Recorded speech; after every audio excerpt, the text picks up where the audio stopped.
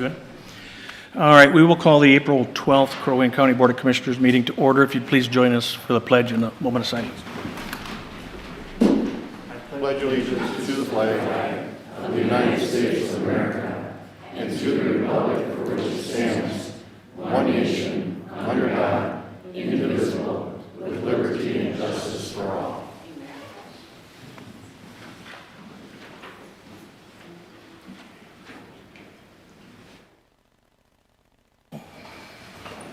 Thank you. All right. We start with roll call. Commissioner Coring, Here. Commissioner Brecken, Here. Commissioner Barrows, Here. Commissioner Franzine, here, Commissioner Hogue. Here. All members are present. Thank you. Next on our agenda is open forum. If anybody here has something to discuss that's not on today's agenda, please step forward, state your name, address for the record. And we, okay. Did you fill out? Yes, she did. Okay. You're Robin? Yes. Okay.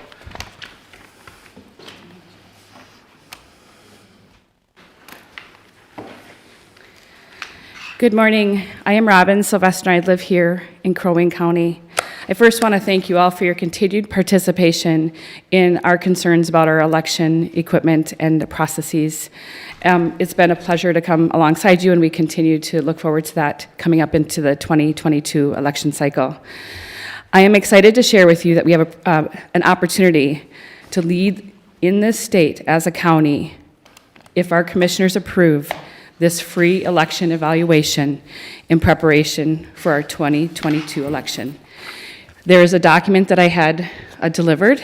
It's called D3 Defense, and it is a free election evaluation. What we are asking is Crow Wing County to invest in an evaluation of our local networks, our internet connections, our IT management and internal controls, our election equipment, the tabulators, counters, and servers, the poll pads, and the internal controls of the whole process.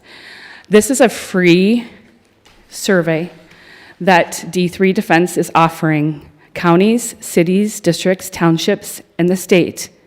The survey is in the public interest to help the public understand where either there are opportunities to close firewalls, opportunities to come alongside you, and opportunities for additional accountability.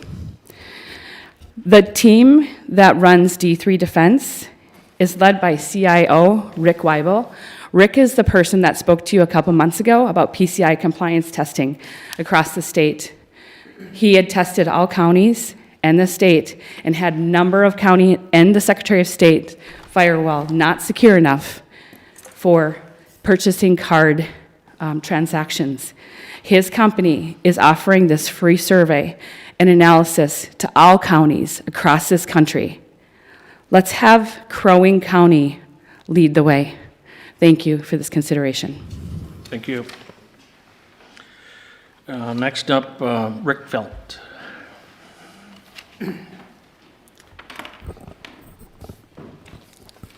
Good morning. My name is Rick Felt. I live in Brainerd, Minnesota. I come to you today on behalf of our group and in respect of you to let you know that we are being transparent with what our plans are. I know that this doesn't really affect you, but and the second reason that I'm here is I'm wanting to raise awareness of judicial activism and how it erodes our Constitution. And the third reason that I'm here is to let the people of Crow Wing County know that we're not done fighting, and we are looking at all aspects of the group, not just election integrity.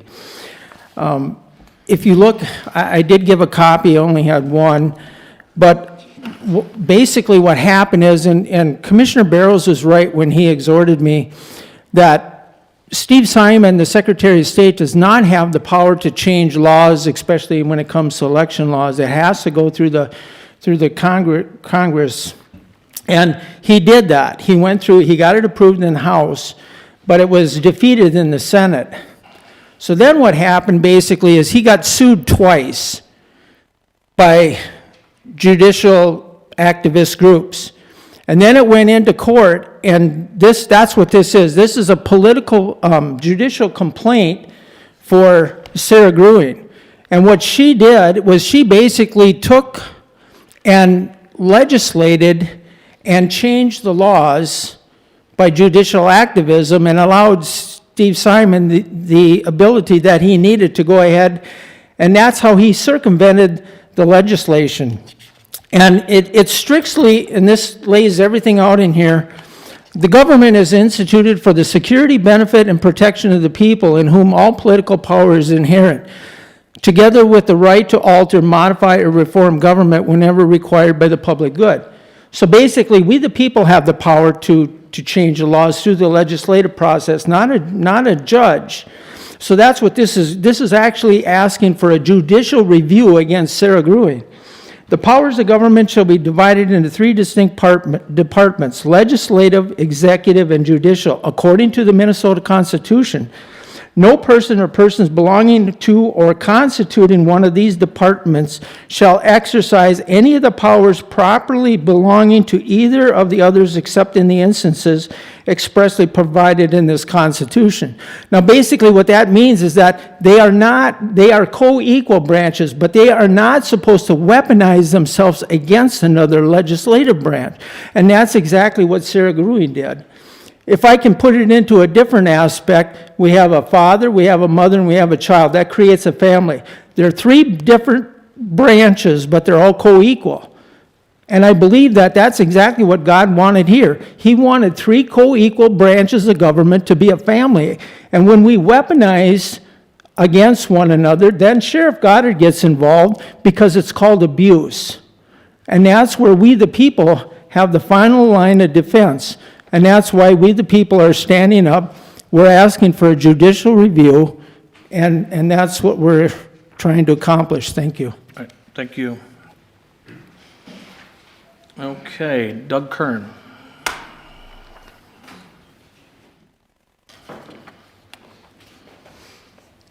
First of all, I agree with the past 2 speakers. I want to say thank you to Doug Haug and Tim Hool and Paul Corrin for having that special meeting with Debbie Erickson. Oh, there she is. But for having that special meeting with us. And it was nice to agree to disagree. And I just wanted to say thank you for having that meeting on election integrity, and we appreciate it. But like I say, if you're working with Seth Keschel, that's hard to say. If you're working with him, if you look at what he's offering, that's awesome. Thank you. Troy Scheffler.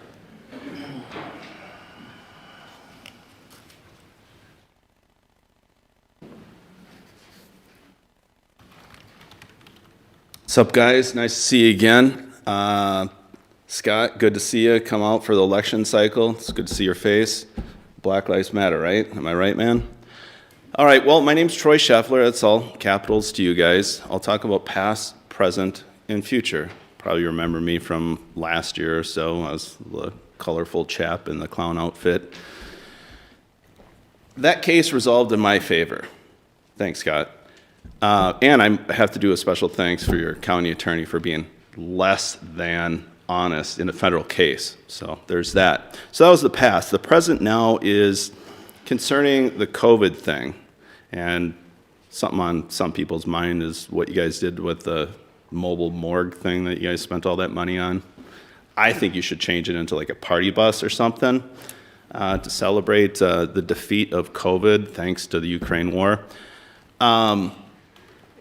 So anyhow, the present is the lawsuit that I have going against the county. And that lawsuit is over $18 after you guys shut down all the buildings during the supposed COVID pandemic. I'm sure you guys remember that. You guys made the vote. With that said, you guys shut down all the county offices during tax season. State law allows me to pay in cash and get a receipt on demand when I pay my property tax. Well, your building was closed. I couldn't do that. So I came back a week later. You guys charged me $18 in penalties. It's like, what's up with that? Talk to your county attorney. Oh, let's, we'll talk about that. He ignored me. And then the lawsuit against Sheriff Goddard and the county commenced, and then he just folded on that and said he didn't want to work with me. So now the county spent thousands of dollars defending yourself over $18. That's absurd.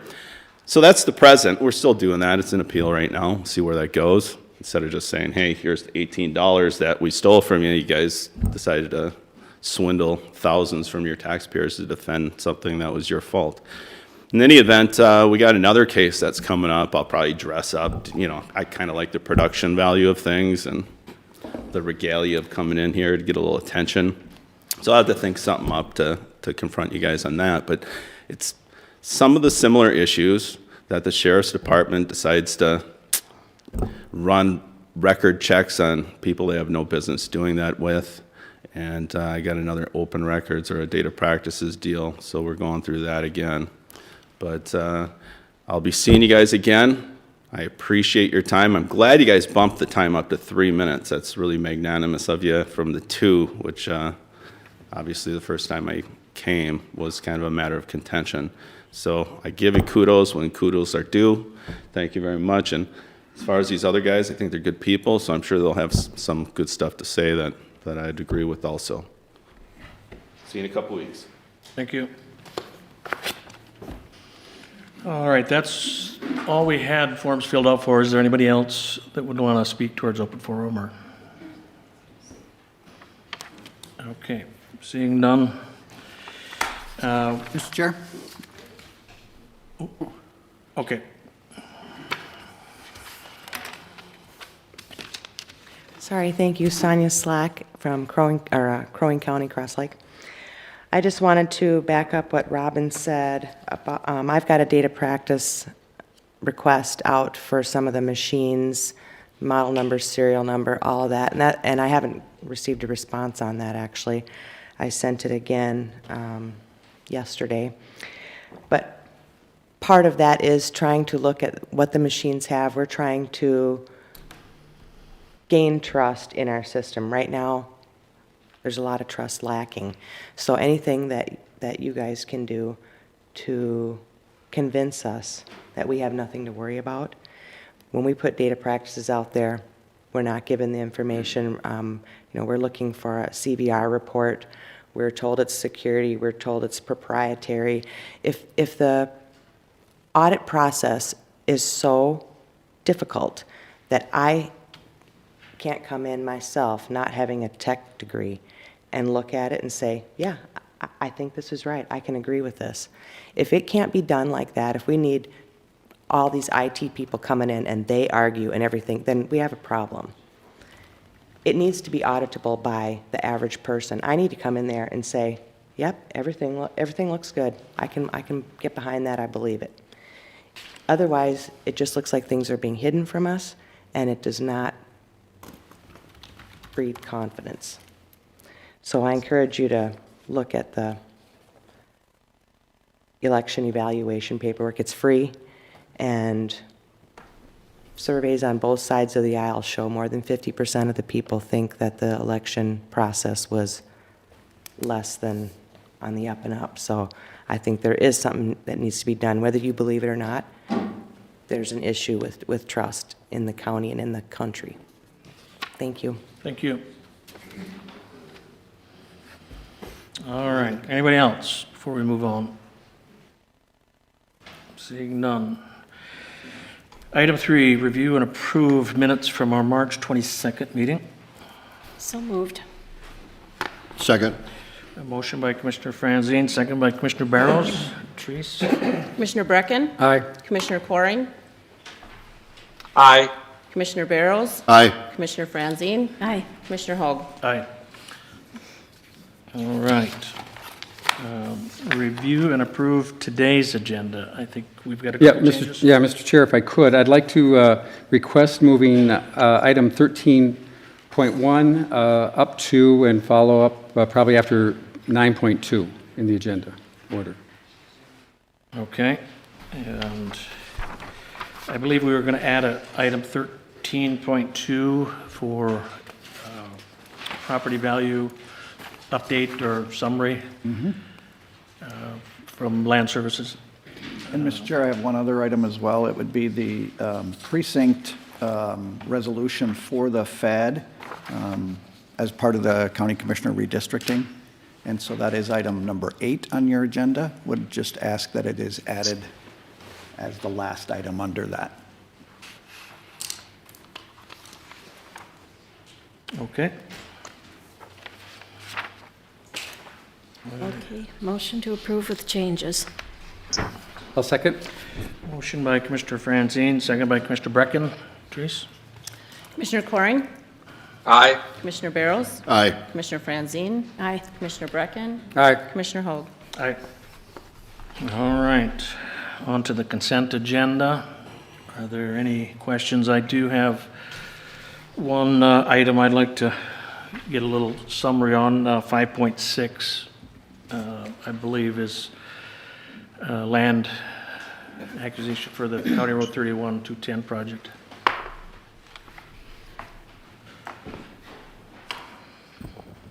Commissioner Hoag, did you have a specific question or just an update? Just maybe a general update of where we're at with the whole process, I guess. Sure. As you may know, that this is a picture of County Road 31 and Trunk Highway 210 on the east side of Crosby. And at the beginning of last year, the county applied for some special funds for transportation economic development grant funds, and also a few others from MnDOT to build this roundabout near a new Super One grocery store that was happening in Crosby. And this was needed because we felt that the traffic patterns were severely going to change, and we were very concerned about the current operation of the intersection and wanted to make sure it was safe moving forward. And so we're at the process right now. Let me step back. MnDOT has actually entrusted us with the design, so our staff is quite talented, and I'm very proud of them. And they've entrusted us with actually doing the design, and we've been working very hard with them. So we're in charge of the project, even though it's primarily on the trunk highway. But we're at the stage right now where we need to purchase little bits of right-of-way needed to build it. And what you have on your consent calendar is permission to actually go do that and purchase those small bits of property. And I wish I had if I can. Do you need a pointer? Yes, please. It's very, very tiny. There will be little strip takings from each of the 4 quadrants here.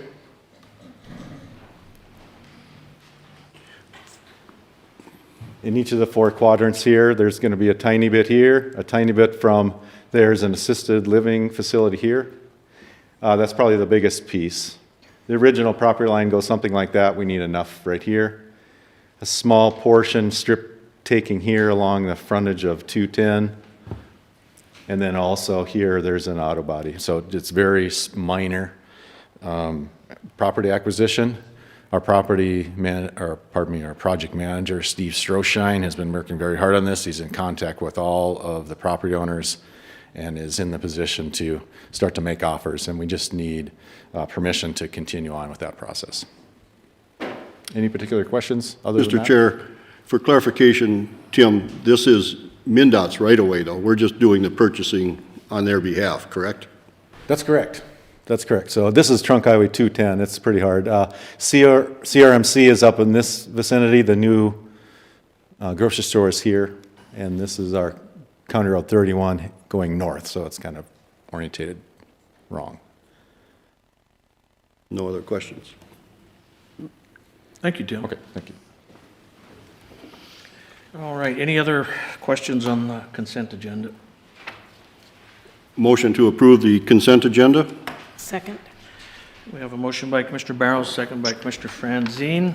Therese, if you would. Commissioner Barrows, Aye. Commissioner Franzine, Aye. Commissioner Brecken, Aye. Commissioner Coring, Aye. Commissioner Hoag. Aye. All right, next on our agenda is a public hearing for the 2022 harvest plan. Is there, who's presenting? Is Mr. that Chair, Ryan Oh, is on the all right. team. Ryan, do you want to kind of cue things up for us, and then we'll move into? Sure. Good morning, Mr. Chair and members of the board. So this is just an annual review and approval and an opportunity for the public to comment on our harvest plan acres for the year. And since we updated our forest plan in 2014, we've been harvesting an average of about 1,400 acres per year of various species and cover types, and that breakdown is in the packet with the 2022 harvest numbers. And so essentially this is just an opportunity for the public to comment and then the board to officially approve the plan. Thank you, Ryan. And as I understand, this only identifies the total acreage, not the actual locations. Correct.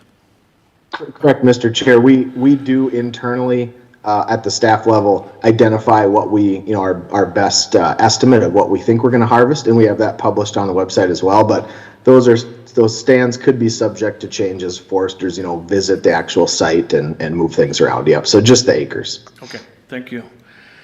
All right. Mr. Chair. Go ahead, Commissioner Coring. Just a question. Are we actually having a official public hearing? So Right. if we are, I think we need to have a motion on that, or are we not? Is it not a public hearing? It is. It is, Paul. We were just giving Ryan the opportunity to queue it up, and then we'll move into, Oh, okay. so, I'll make the motion to open the public hearing regarding the 2022 harvest plan. Second. Second. okay, we have a motion by Commissioner Barrow, second by Commissioner Franzine to move into public hearing. Is there anybody here? I need to do roll. I'm sorry. Commissioner Franzine. Aye. Commissioner Brecken. Aye. Commissioner Coring. Aye. Commissioner Barrows. Aye. Commissioner Hoag. Aye. All right, now, is there anybody here that would like to speak towards the 2022 harvest plan? I didn't think so. Anybody here? All right, seeing none. Make the motion to close the public hearing regarding the 2022 harvest plan. Second. Motion by Commissioner Barrows, second by Commissioner Franzine to close the public hearing. Therese? Commissioner Brecken. Aye. Commissioner Coring. Aye. Commissioner Barrows. Aye. Commissioner Franzine. Aye. Commissioner Hoag. Aye. All right. Mr. Chair. Commissioner Coring? Ryan, you still there? I think a little bit of I'm not trying to prolong the meeting, but a little summary of what we do as far as our timber management program. I don't know if a lot of people, I've told a lot of people that we have, well, the taxpayers have 105,000 acres in Crow Wing County, and we do this timber harvest every year. And Ryan, maybe you want to just explain how it all works, having a timber sale, and then what we do with that money that we get from the timber sales. Yeah, absolutely. We don't talk about this too much at the county board levels, but we have 105,000 acres of tax forfeited land that we manage. About 72,000 of those acres are productive forest, and about 42 or 43,000 of those acres are aspen. So much of what we manage is aspen, along with a lot of red pine, oak, northern hardwoods, and other various species. And we have a very detailed forest inventory. We ran those numbers through a model, and that tells us how many acres we can harvest every year. Our goal over the long term is to harvest the same number of acres every year. And so from 2014 through 2023, that 10-year period, our target is about 1,400 acres a year. And so we have a couple of foresters, or their environmental services specialists is their title, on staff that do the field work, and they paint the lines and set up these timber sales and create appraisals. And then we have 2 timber auctions per year, and where the loggers will come in and they'll bid on the sales and purchase the sales, and then they have 2 to 3 years to harvest the sales.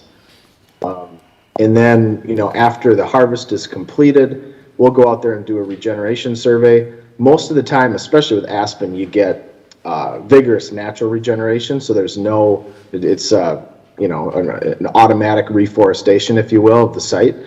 With some pine and some birch and some other cover types, it's tougher to get natural regeneration. So we'll do a tree planting contract every year, and we'll plant hire crews and plant tree species to regenerate the forest. So that's kind of a quick overview of the whole process. And then just one more thing, Mr. Chairman, the money part, when we have those timber sales, that money is used for?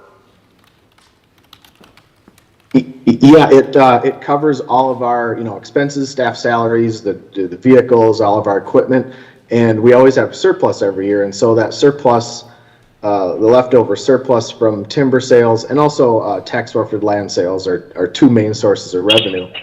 That gets distributed back to some to the county and then to townships, cities, and school districts as well. So it helps out those local communities to give them back some of that tax revenue for the public lands that are in their jurisdictions. All right. Thank you, Ryan. Yep. Is that it for the harvest plan? Mr. Chair, there is a request for board action in your packet to approve the 2022 harvest plan as on file in the Land Services Department. I'll move the motion to approve the 2022 harvest plan that is currently on file. I'll second. All right, we have a motion by Commissioner Barrows, second by Commissioner Brecken. Teresa, if you would. Commissioner Coring, Aye. Commissioner Barrows, Aye. Commissioner Franzine, Aye. Commissioner Brecken, Aye. Commissioner Holt. Aye. Motion passes. Thank you. Thank you. Next on our agenda, okay, public hearing, petition to vacate portion of Ash Avenue. Who has that one? Is that Tim or? That would be Tim. Ash Avenue. Mr. Chair, this is a request that has been brought forward to us. I see Mr. Person coming forward. Okay. I can start. Yep, if you want to just kind of set the stage for us. and then- Sure. I'm Brad Person, the attorney for the petitioner. And the petitioner's house, I don't know if you have it on the screen. Could you get on the screen, Tim? We've got it in our packet. This one?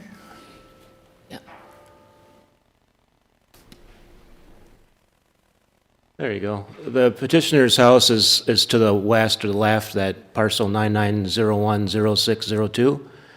And the reason for the request is because of platted right-of-way on two sides of their lot and then also the lake, it creates a small building envelope from a setback standpoint. So they're looking that the red hashed area is what they're asking to vacate, not getting to the lake, so we don't frustrate that, but it would allow them to do a small addition on their house there without being too close to the public right-of-way.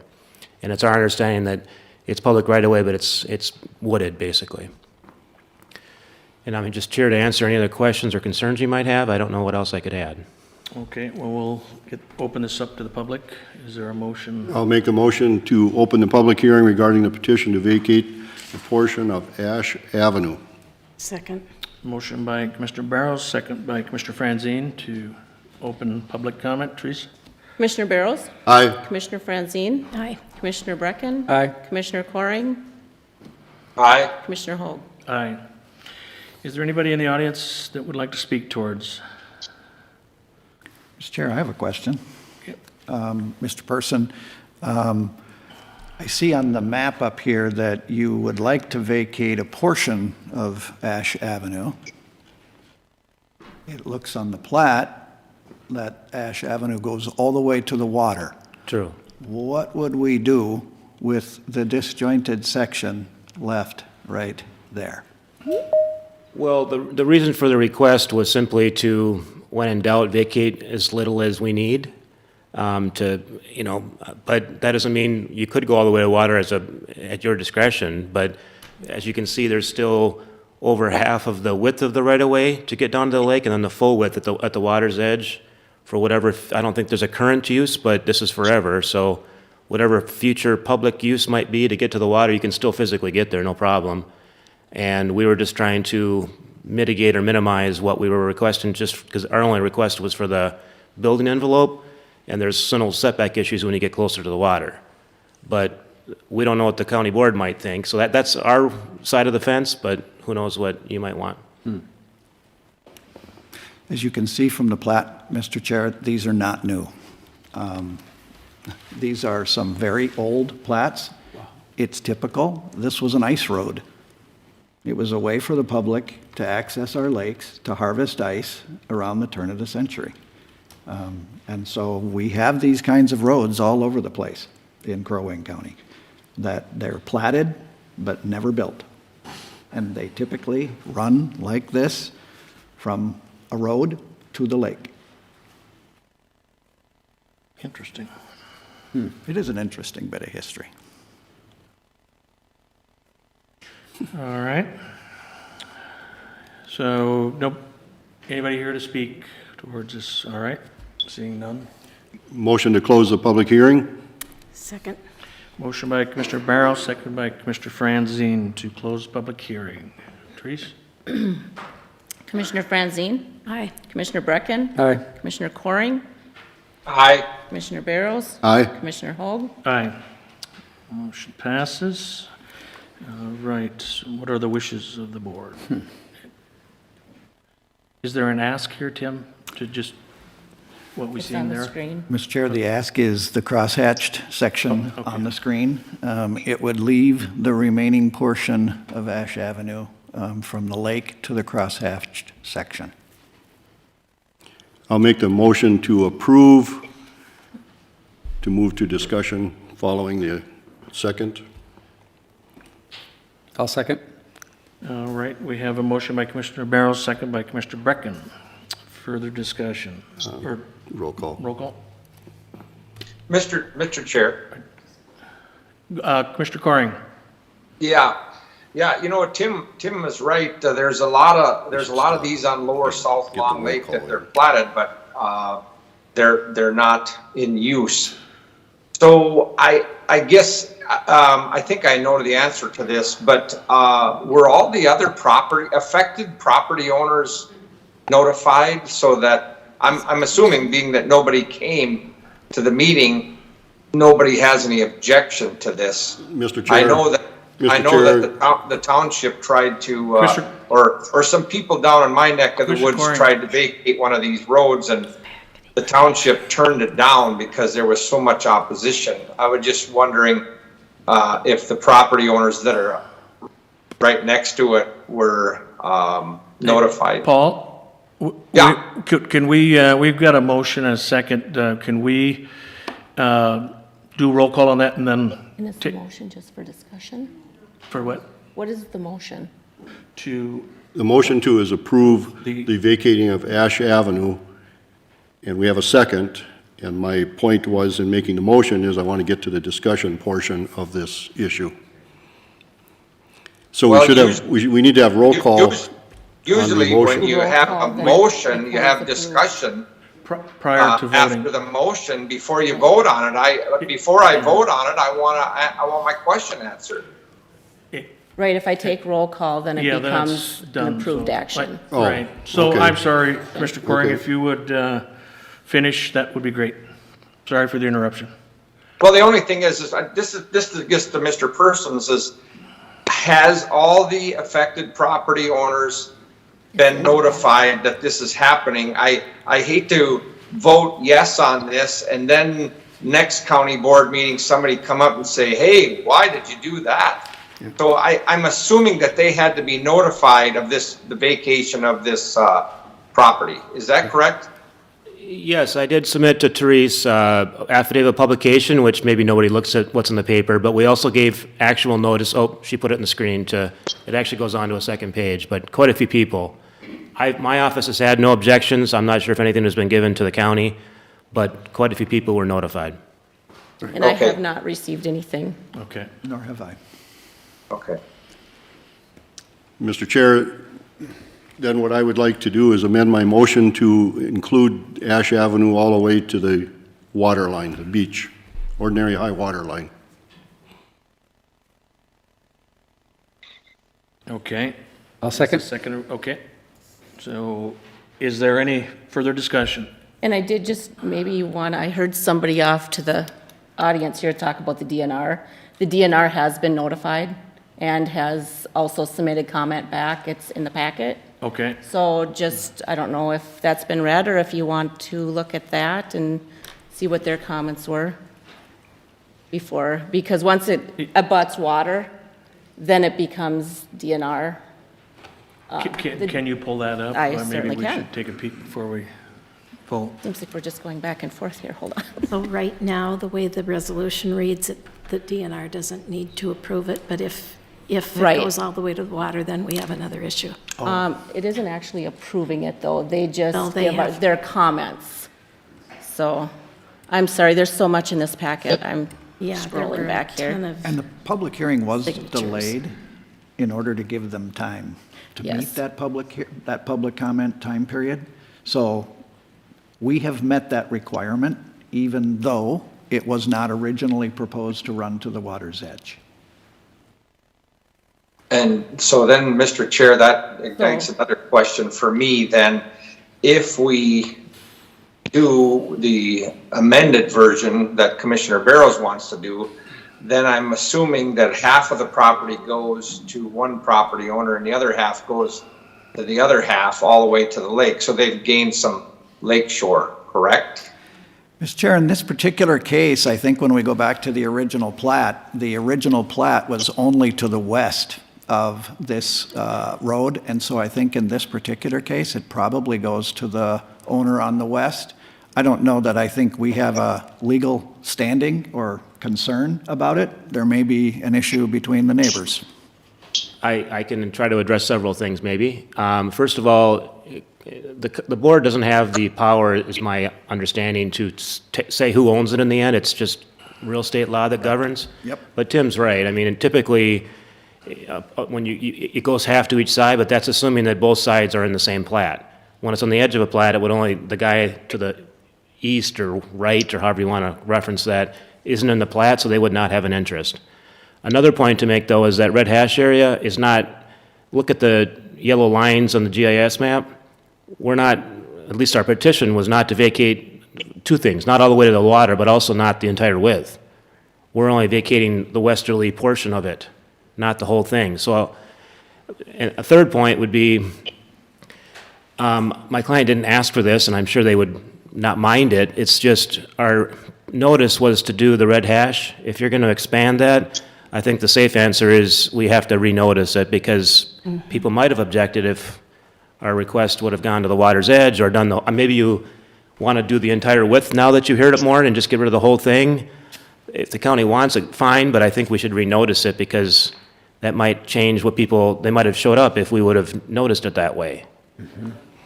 So, Mr. Chair, as the motion maker, I'll withdraw my amendment. We'll go back to the original. Okay. And the second? I sorry. withdraw also. Okay. Now, any further discussion? Seeing none. Trees.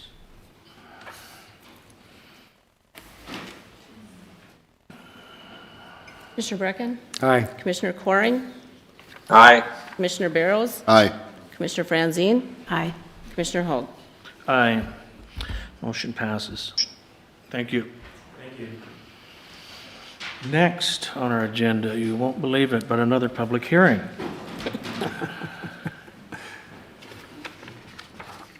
Good morning, Deb. Tim stole my pointer, so I had to get that back. Good morning, Mr. Chair, Commissioners. Before you this morning is consideration of the 2022 redistricting plan. If you recall, at the last meeting, we had set the public hearing and noted that some of our commissioner districts were out of alignment with the 10% rule that says that they have to be within 10% of the average population of the entire county. Just as a reminder, the entire 2020 Crow Wing County population is 66,123 residents, which means that the average population for the 5 commissioner districts is 13,225. If you look at the numbers on the screen there, you'll see that the yellow highlighted lines, Commissioners District 2, 4, and 5, were outside of that 10% threshold, given the existing boundaries, and therefore changes had to occur to those districts to bring to at least those districts in order to bring all 5 commissioner districts into alignment with that 10% threshold. What we are proposing, Tim, if you can scroll down a little bit there, is to make some adjustments in unorganized territory, in the FAD, essentially. We would move the city of Brainerd, Ward 2, Precinct 2, from District 4 to District 3, and then we would adjust the unorganized territory boundaries into 4 precincts from the existing 3. If you recall, our 3 existing unorganized territory precincts are currently denoted as red, white, and blue. We would change those 3 precincts into 4 precincts to move some of the population that was previously in Commissioner District 2 over to District 4, move some of the population that was previously in District 4 over to District 5. And by making those adjustments, we could bring all 5 county commissioner districts into alignment. Could you pull me up that city, or the unorganized territory map, Tim? That might be on your other screen. This? Or the one you emailed after The one I the fact? emailed yesterday, yep. Oh, you're putting it on there? No, I have it up there anyway. I can pull it up on the email too. There. Okay, so this is what we are proposing to be Precinct 1, which essentially is the boundaries of lying north of County Road 126 and lying west of 371. So 371, County Road 126, this is the City of Nisswa boundary line, and this is the county line here. So this would become Precinct 1 of unorganized territory. Precinct 2 would be everything that is east and south of that boundary line, and then west of Bernard Road, which is this kind of wiggling. This whole thing is not Bernard Road, but that's the line that we took for that purpose. Precinct 3 would be east of Bernard Road to the boundary of unorganized territory, and then Legionville Road, it would be east of Legionville Road, north of Executive Acres Road to the boundary of unorganized territory. This would become Precinct 4, and Precinct 3 would be the remaining of that. So this is kind of that Sinisam area, this is all the other area around everything in the middle, and this is Legionville Executive Acres area. The proposal would be Precinct 1 would be part of Commissioner District 2, Precincts 2 and 3 would be part of Commissioner District 4, and Precinct 4 would be part of Commissioner District 5. In addition, we would be moving that northern Ward 2 Precinct 2, the north side of Brainerd up to McKay Road, basically from Washington Street. That would be moving from Commissioner District 4 to Commissioner District 3. And then if you could go back, Tim, to the big map, to this one, Therese, or whoever, yep. So one of the principles of redistricting, remember, is that the districts have to be contiguous. We can't take a part of a precinct that a city or township has already established as a full precinct. If you recall, when we first started talking about this, there's steps in the process. First step is the congressional districts, then the state legislative districts, then the cities and townships establish their districts, and then we get to put the puzzle all together to make the county commissioner districts. So in order to make changes, we had to take the existing changes that were either made or reaffirmed by those local municipalities, and we cannot split a precinct that has not been split by a municipality. Therefore, the only area that we have a lot of control over splitting is unorganized territory. So the districts would be District 1 in purple, light purple here. District 2 would be the darker green color. District 3 would be the darker purple. 4 would be the lighter green color. And District 5 is the tan color here. And if you could go to the list of precincts, please, Therese, the next, I think it's one. This is the list of precincts that would be in each of the commissioner districts and listed there. So that is the background, and you are we are having a public hearing today, so if there are any other proposals, I don't know if other proposals had been received, if the administrator's office received. We did ask for any committee or any public proposals to be received by yesterday, and as far as I know, we have not received any. Okay, thank you, Deb. Mr. Chair, Commissioner Coring. can you put that first map up there again?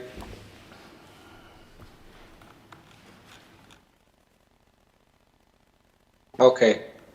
Now, to let you know that we're very, in District 1, Commissioner District 1, we're very green-minded. And so we actually like that dark green color rather than the blue color.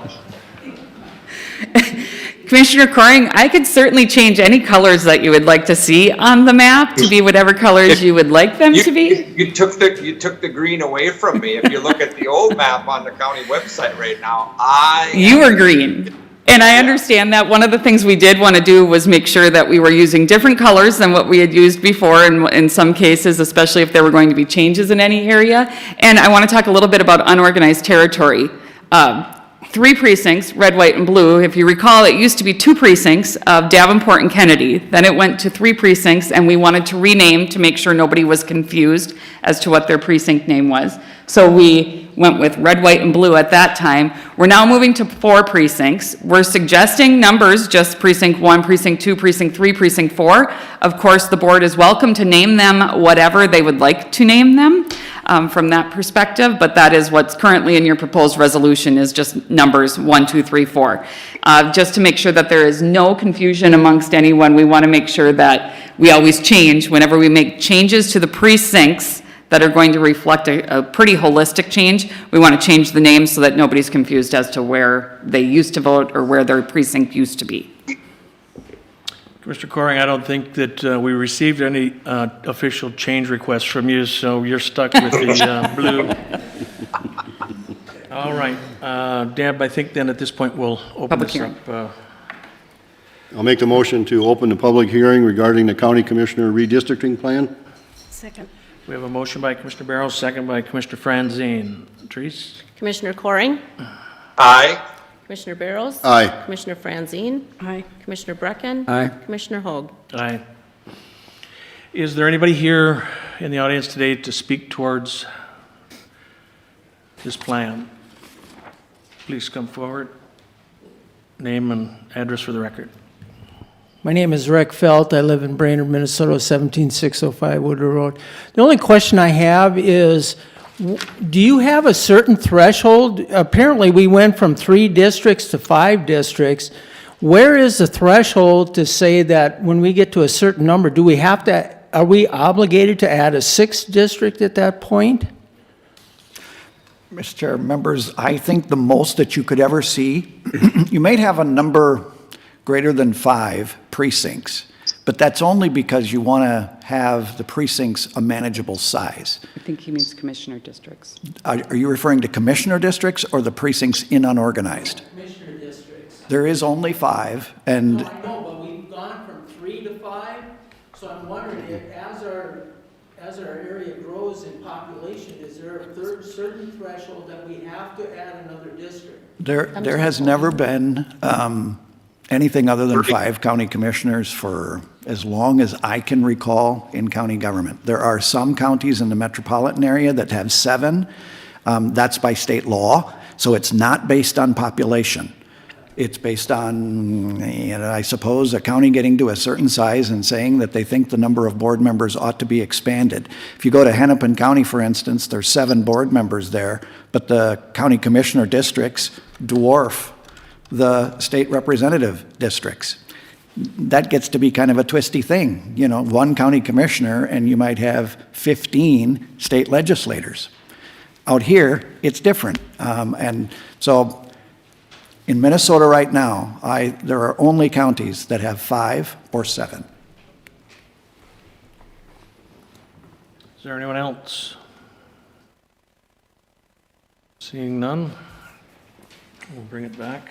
I'll make the motion to close the public hearing regarding the county commissioner redistricting plan. Second. We have a motion by Commissioner Barrows, second by Commissioner Franzine. Any further discussion? Seeing none. Therese? Commissioner Barrows. Aye. Commissioner Franzine, Aye. Commissioner Brecken, Aye. Commissioner Coring, Aye. Commissioner Hogg. Aye. So, Mr. Chair, the first action item you would need to do is adopt the resolution to establish the unorganized territory precincts. That is inclusive of naming them. So if you don't want them to be precinct 1, precinct 2, precinct 3, precinct 4, you need to come up with what the names are. Just for reference, we are proposing that precincts 1 and 2 are both going to vote at Living Word North Church. Precincts 3 and 4 would both vote at the event center at the Woods on County Road 3. They will be in separate locations within those buildings, but they will both vote at the same location, just because of the fact that there's not a good sized and accessible location within those boundaries of precinct 1 or precinct 4. So we are looking at consolidating those precinct polling locations, but they will still be managed at separate areas within those buildings. Okay. What are the wishes? Mr. Chair, so the first thing we're doing is voting on the renaming. Unorganized territory, establishing the 4 precincts, what the names will be, and the voting locations for those. Debbie, the one on the screen? Yes, the one on the screen. Mr. Chair, this is what I asked to be added to the This was the agenda. added So it is item. not in your packet, but if you think about it, we have to, by resolution, you have to specify where the precincts are in the FAD, and then those precincts can be used in the commissioner districts. Oh, okay. So we're looking for 2 motions. 2 actions that are today. occurring here Actions. today. The But first action is the being- unorganized territory precincts, The and unorganized. then the county commissioner district boundaries. Okay. Okay. I'll make the motion to approve the renaming of the districts in unorganized territory to 1, 2, 3, and 4 numerically. All right. Is there a second? And it would be to establish those boundaries that are noted as well. Okay, and to Okay. establish the boundaries and Yep. any other thing that I forgot to say. Okay. I'll second that. All right. We have a motion by Commissioner Barrows, second by Commissioner Brecken. Any further? Seeing none, Treese? Commissioner Franzine? Right. Commissioner Brecken? Aye. Commissioner Coring? Aye. Commissioner Barrows? Aye. Commissioner Hogg. Aye. Motion passes. And then the next one would be to adopt the resolution for establishing the county commissioner districts. I'll make the motion to adopt the resolution of the county commissioner districts that has been presented. Motion by Commissioner Barrows, I'll second. second by Commissioner Brecken. Mr. Chair, if I may, one thing I forgot to add as well, the other piece of redistricting is who's running for election, who has to run kind of thing. With the consideration of the changes, we have to have, every district has to be within that 10% threshold. The threshold that determines whether or not a commissioner has to stand for election is whether there was a 5% or more shift of population within their district. The 5% shift occurs and applies, in this case, to districts 2, 3, and 4. That 4-year term was up for those 3 districts already. They were already going to be on the ballot. District 1 and District 5 would be continuation of the terms that they are currently in, which would stand for election then in 2024, which is outlined in the resolution as well. Any further? Seeing none, Treese?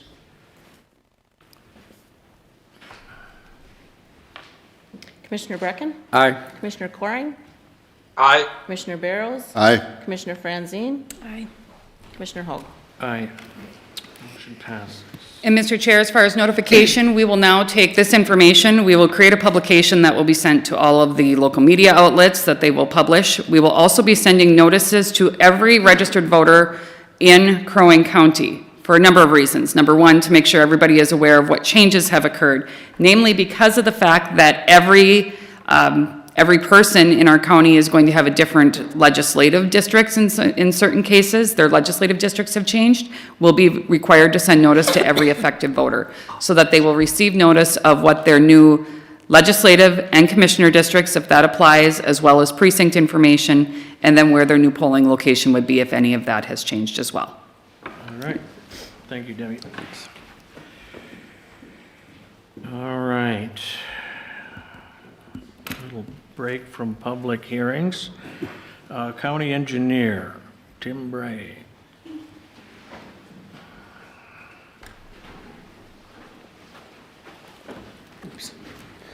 I'm sorry, I've been going in and out and good morning, Mr. Chairman and Commissioners. Today we have an annual kind of rite of passage where I'm asking for approval of the 2022 to 2026 Highway Improvement Plan.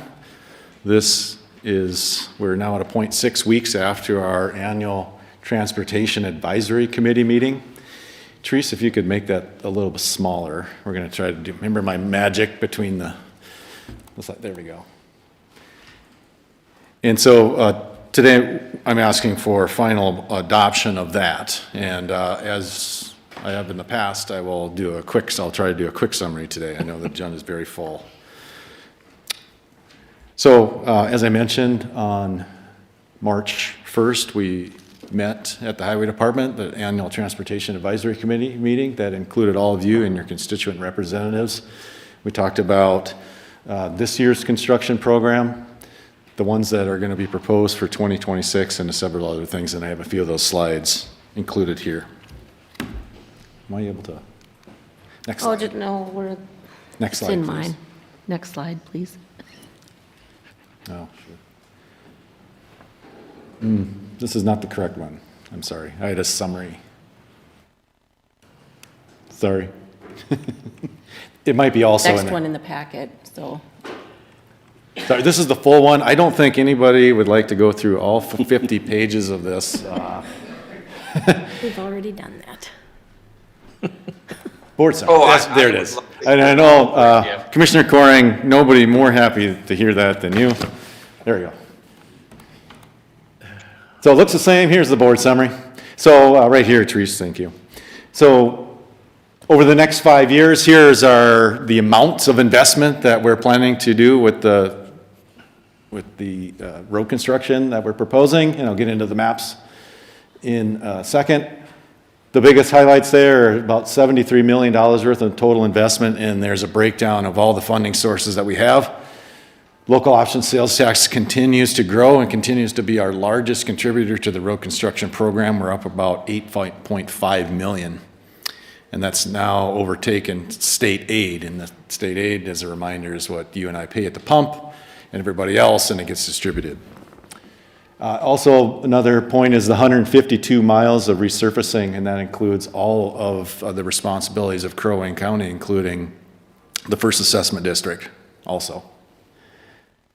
Another good number on there, depending on where you stand, is 5 roundabouts. We're really investing a lot of time, effort, and money into these safety improvements. One that will go in this year that many people will start to be immediately affected by within the next month is one at Beaver Dam Road and Wise Road. And there will be some detours, so stay tuned for those. That's just the first one of several throughout the years, and we're probably going to be adding more over in the coming years as well. Next slide, please. Here is over the next 5 years, 22 to 26. Here are the road selections by year.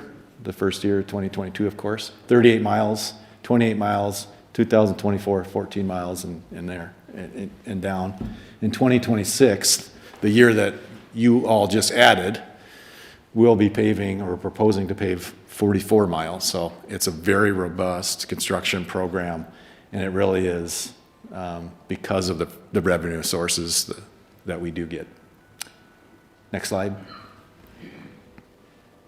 Here is our ride quality index. This is essentially, we measure the roughness of the road, and it helps make the decisions on where to spend the money and the timing to spend money. And anything that is orange, yellow, they're starting to get up in an age and in roughness, and those are the areas that we typically focus our efforts on. So it is one of our data points that we use. Next slide. Ooh, there, it does, okay. And here is just the sales tax projects. So there's, a lot going on just with that. And like I said, it's been a tremendous help. Next. And here's our progress on deferment. So just as a refresher, a roadway deferment is that roughness that I talked about gets to the point where it's unacceptable against some thresholds that we've established over the years, and we're unable to pay for it. And so we call that a project deferment. It's just like not shingling your roof when you need it, essentially. And so back in 2015, the money that was proposed for the local option sales tax, I projected when we would be able to catch up with deferments, when we would stop being able to kick the can, or having to kick the can down the road. And that's represented by the black dotted line on all of them, and they're just broken down. The first one is a combination of both bottom two, the overall system. And so the colored line that is below that dotted line is we're on track, or even a little ahead of track in what we projected back in 2015 when you adopted local option sales tax. I think you can do it now. It's on. Oh, and this one? so. Okay. All right. I always include a summary of changes. I know that the text is very small, but I wanted to point out the one thing. Our highway improvement plan is a promise to the public, and I can proudly stand here today and say that we have never delayed anything in the last 10 years without a reason. Last year was the first year we had to delay it because we had a reduction in funding from the state aid, the gas tax, and that was because of the effects of COVID. People were staying at home, driving less. There's less revenue being generated by the sale of motor vehicles, fuels. This year, we were able to utilize local option sales tax and a recovery of some of that state aid revenue, and be able to move that project that we did delay back into its original year. So last year, we moved the overlay of CASA 12 with the Deerwood cutoff, for many of you might recognize that. We moved it out a year because we didn't feel we had the funding. This year we were able to move it back into its original year, and we will do it in 2024. There's other changes. All of those changes are really moving things up. A lot of times we'll get federal money or other state appropriations that kind of fall out of the sky. We seize opportunities for grants and those things. Those changes are reflected in here too. And here's just 2022. So this is the construction that we're about ready to embark on. You see some of the equipment staging around. We're waiting for the load restrictions to go off, so the construction of our roads, it can be done without destroying all the roads that leading up to it. So we're waiting on that, and we anticipate that might be mid-May, and it's getting a little bit protracted this year. As I mentioned, the intersection of Wise Road and Beaver Dam, the roundabout there, and there's some other left turn treatments up along the CASA 3 or the County Road 3 corridor, and some other improvements. A lot of the mill and overlays are in the southern part of the district this year. It's just how it played out in terms of those priorities as they competed. It looks like Commissioner Coring's district is getting all the mill and overlays, and it does appear to be that way, but there is years. As it. Go ahead. I'm advocating for my constituents. Absolutely. But I'll just point out that in years past, he has been without, that district has been without or very little too. So just what comes around goes around. This is the year where a lot of it's concentrated in Paul Coring's district. Any questions so far? This is what we're proposing for 2026 and asking for approval. It includes one bridge replacement on County Road 31 between the Rabbit Lake, the two bowls of the Rabbit Lake, or what we call Rabbit Lake Narrows, that has fallen into disrepair. It served well it was a mining road. It's very beefy structure, but it is coming to the end of its life, and so we have that program in there, along with other overlays and other road improvements there. Any questions on that one? And of course, the first assessment district, we're responsible for that. This is in similar fashion. We're showing which roads in that area will be promised over the next 5 years. And here's the mile distribution. There's a lot of roads, names, there's over 100 road names in the first assessment district, but there's only 60 miles. So you can see that there's a lot of color on this map, but really in this year it only constitutes less than 4 miles. There's a lot of dead ends and cul-de-sacs and short little roads. So we're continuing to invest in the first assessment district as well. And just as a reminder, the local option sales tax does not benefit these roadways, and if it did, we'd see much more mileage. This is paid for solely on the property taxes that are paid to the road and bridge levy for the first assessment district. And here, similarly, we measure each roadway and to provide ourselves with a data point to help you prioritize which roads to do in these areas. And just, this is a reminder slide. I always like to put these in there. This is what we've paid for so far, or the last 5 years with the local option sales tax. So a lot of good work and a lot of distribution around all of the county. And this is also what we've done just all together in the first assessment district over the last 5 years. And this is everything that we've done in the last 5 years. There's a lot of work going on, and we're blessed by the local option sales tax is really providing an impact to be able to do this. I would venture to say that our neighboring counties are not doing as much as we are doing, and it's because of that revenue source that this board approved several years ago, and it's just continuing to go up and up. Why is the local option sales tax a better revenue stream than the CASA funding stream? Well, when we went into the local option sales tax, if you remember, I use this word volatile, and we needed to be careful with this and make sure that we diversify. This is part of it. And that I thought that the local option sales tax might be volatile because we were just, a few years prior to that, we were just coming out of the recession, and we could clearly see in the financial data or the economic data that there'll be a dip. And at that same meetings, I said the state aid is steady Eddie. The gas tax is steady, but it's creeping up and it's steady. Well, we found out during the pandemic that it actually is not. We were awarded $750,000 less than we were the year before. And so that turned out to be the volatile funding stream. It's always good to diversify your funding streams, and this is one of them. Why it's going up and up and up, I don't know.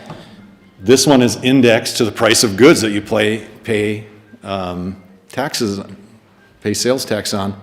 And so inflation, during inflationary times like we're at right now, it's actually generating more because it's indexed to the price of the goods that you buy. Does that answer your question? What we know about the local option sales tax is that people come here from surrounding counties, people Right. come here from the metro, people come here from Yes. all over the country. And they buy goods and services, and they use the roads, and unless they fill up their tank here, they didn't pay for the road. Right. And so the local option sales tax here is one of the better bargains around the state, because what we know about our local option sales tax is about 50% of it is paid by people who don't live here. And in the absence of that, we have to fund it entirely off of local property taxes and the CASA funding stream. Local option sales tax, that's where I think Tim is saying some of our regional neighbors they don't have that same kind of a statistic that they could point to. If you went to Morrison County, for instance, 75% of their sales taxes, 80% of their sales taxes are generated by people who live there. So it is different for us than it is for many greater Minnesota counties. It has been a good investment for us. Excellent. And that was a major region, one of the data points, or I would consider the major reasons or the tipping points for the board at the time, was that over 50% of the revenue was expected to come from our guests. And it seems like it must be more than that now, but I don't know. I'm happy to have it, so. Let's see, I think that was near the end. Oh, it was the end. So I'd be happy to answer any questions or concerns that you have. Any questions for Tim? Oops. Oh, we did it. Yeah, we got one in the audience. Can you step forward to the mic?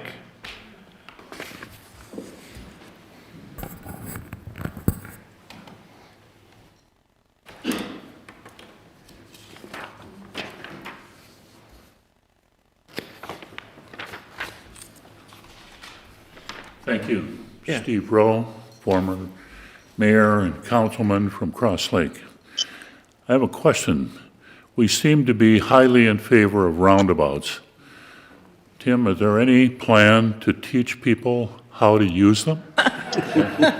And any plans on enacting any of the rules that go with them?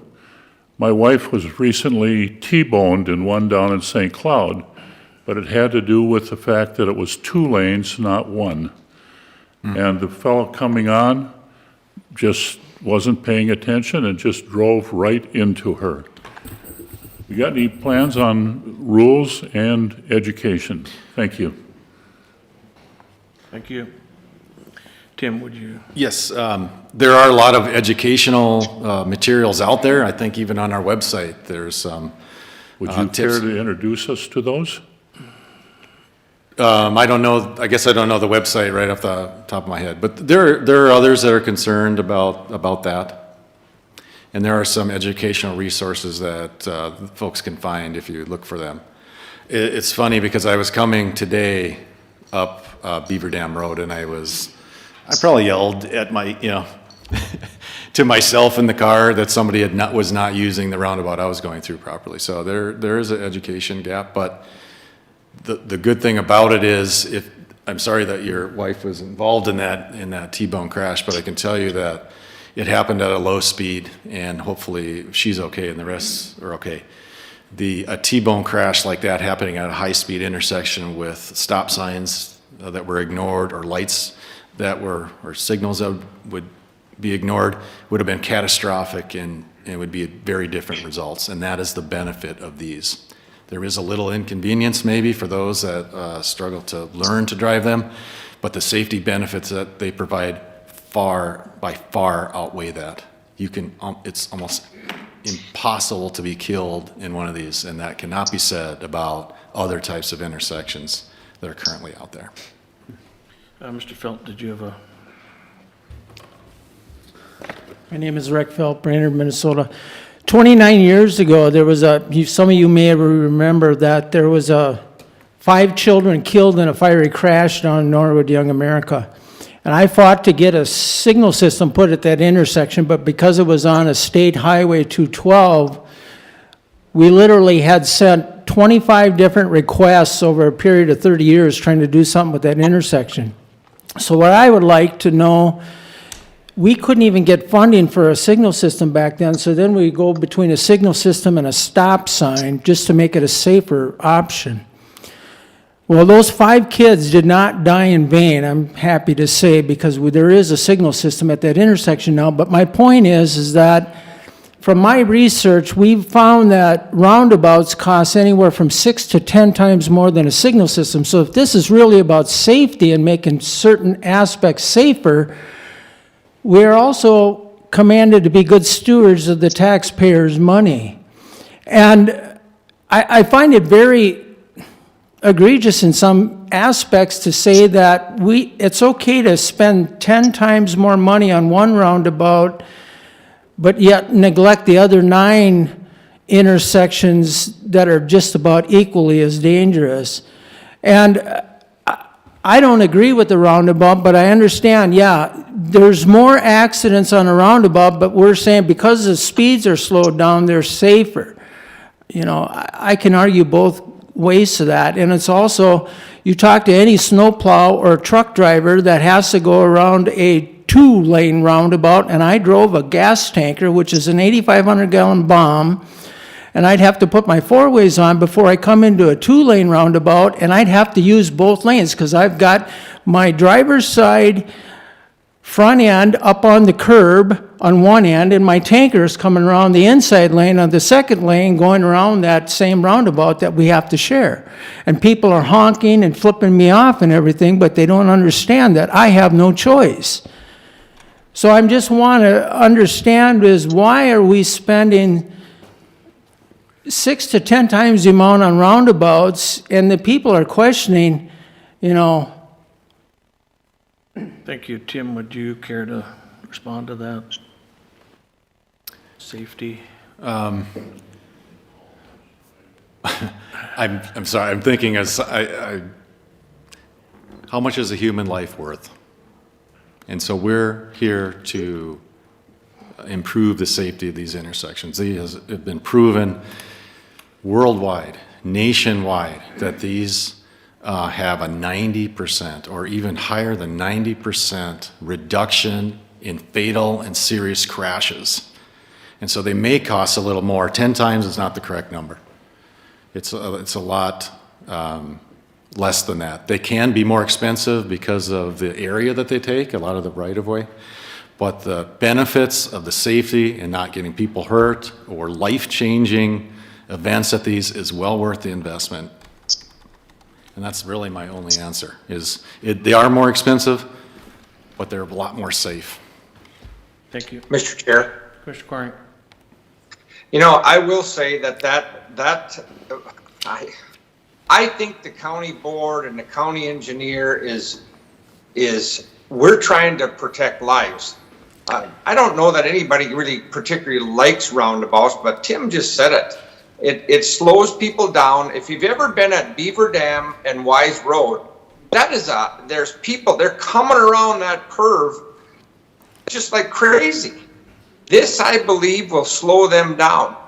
You know, another thing we did is what we're doing is right north of Merrifield, we're trying to be proactive. We're buying property to fix that intersection at 3 and 4, which is a very, very dangerous intersection. So to make it sound like we're not being good stewards of the taxpayers' dollars is just a bunch of baloney, as far as I'm concerned. I'm trying to look out for people's lives, at least when I vote on something. So I find that argument. I don't like the argument. It's not right. 64 million unborn babies would argue against that too. Okay, so where are we? Mr. Chair and Commissioners, there is We're looking for a a motion request for board action to adopt The highway plan? Correct. All right. I'll make the motion to adopt the 2022 through 2026 Highway Improvement Plan prepared by the Crow Wing County Engineer. Second. A motion by Commissioner Barrows, second by Commissioner Franzine. Any further discussion? Well, I just thought I'd add that I went on Google, and there are a lot of surveys and things that say that roundabouts cost less long-term than traditional traffic signals. So I guess it depends on what you read with the information you have. Thank you. Treese? Commissioner Coring? Aye. Commissioner Barrows? Aye. Commissioner Franzine? Aye. Commissioner Brecken? Aye. Commissioner Hoag? Aye. Motion passes. Next, Tim. Yes, Mr. Chair and Commissioners, the next item I have for you is an update of our first assessment district road standards. We started to take a look at this at the same time that we're looking at another issue that you'll be dealing with here with the first assessment, private roads and how that's going to be handled. I want to just reiterate before we go into this, and we chose very carefully where it was on the agenda, that regardless of the outcome of the other agenda item with regard to the first assessment, the land use ordinance, we still are proposing this to be used as our roadway standard. It was last updated in 2014, and there was too many changes to redline it. From what it was before, it was little more than a picture with a little bit of text to it. And so what you see there is pretty blown up, but we wanted to be very specific about the roadway standards in the first assessment district. We want to have good development. We want to have roads that we can take care of that don't become a liability for the taxpayers or the people that live on that road in terms of safety or access or emergency access and those things. So a lot of that's reflected here. The biggest changes, I would say, is that we're requiring that these developers that propose plats or these other roadways, that a professional engineer licensed in the state of Minnesota signs off on them. That has not happened over the course of time in the first assessment district. In that network that I just showed you, there is pavements out there that are this thick, that is now the responsibility of us to overlay probably 15 years sooner than it should have been. And it's because we didn't have these standards at the time. And we really want to build long-lasting roads, whether they're private roads or public roads.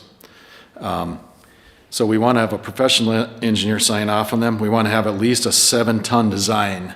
And so what that means is the structure of the road, the thickness of the pavement, the thickness of the gravel, and some of those structural components that make it long-lasting and hold up to the traffic that use them.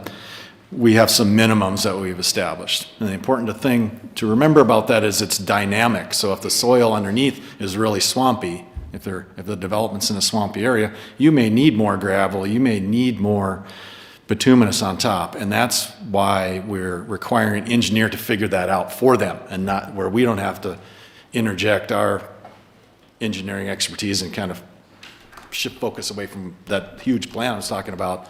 Their responsibility is to design their own roads and then to sign off. So that's one of the biggest change.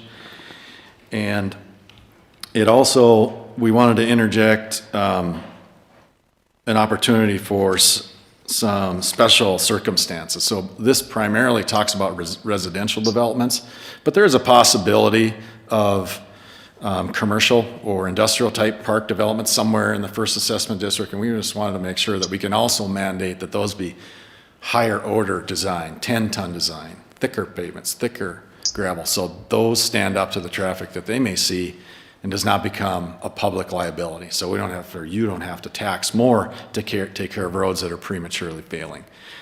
That's really the premise behind looking at this. This is for the first assessment district only. These are the township roads that you are responsible for in that first assessment district. It does not apply to the other townships that would be using our planning and zoning process to approve their plats in their townships. And with that, I'd be happy to answer any questions. Mr. Chair. Go ahead, Mr. Coring.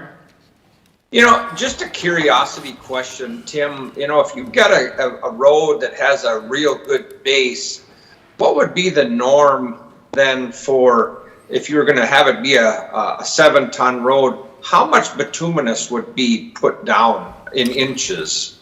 Just a curiosity question on my part. 2 to 3. So the requirement here is actually 2.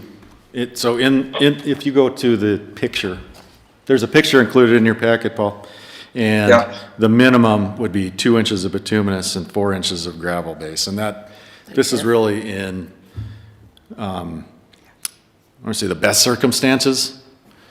This does represent minimums because we have different soil types throughout the county. That's where the outside engineer, hired by the developer, paid for by the developer, determines that. Once they submit, our department will review that to make sure that it is appropriate and meets those standards. So the answer to your question is 2 inches minimum. And that's probably in sandy soil beneath a good base of gravel. Any other questions? Mr. Breckman, did you have a question? No. Okay. Any questions for Tim? If not, we would be looking for a motion. I'll make the motion to adopt the updated Crow Wing County First Assessment District road construction specifications. I'll second. A motion by Commissioner Barrows, second by Commissioner Brecken. Therese? Commissioner Barrows? Aye. Commissioner Franzine? Aye. Commissioner Brecken? Aye. Commissioner Coring? Aye. Commissioner Hoag? Aye. Motion passes. What, do we want to take a 5-minute break before we get into the items that I think most of the people are here for? But let's take a 5-minute break, and then we're going to jump back into this. All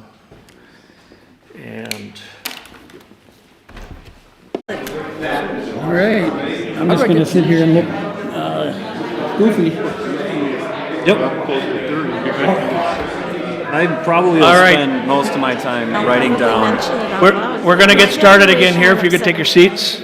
taxes went down 400.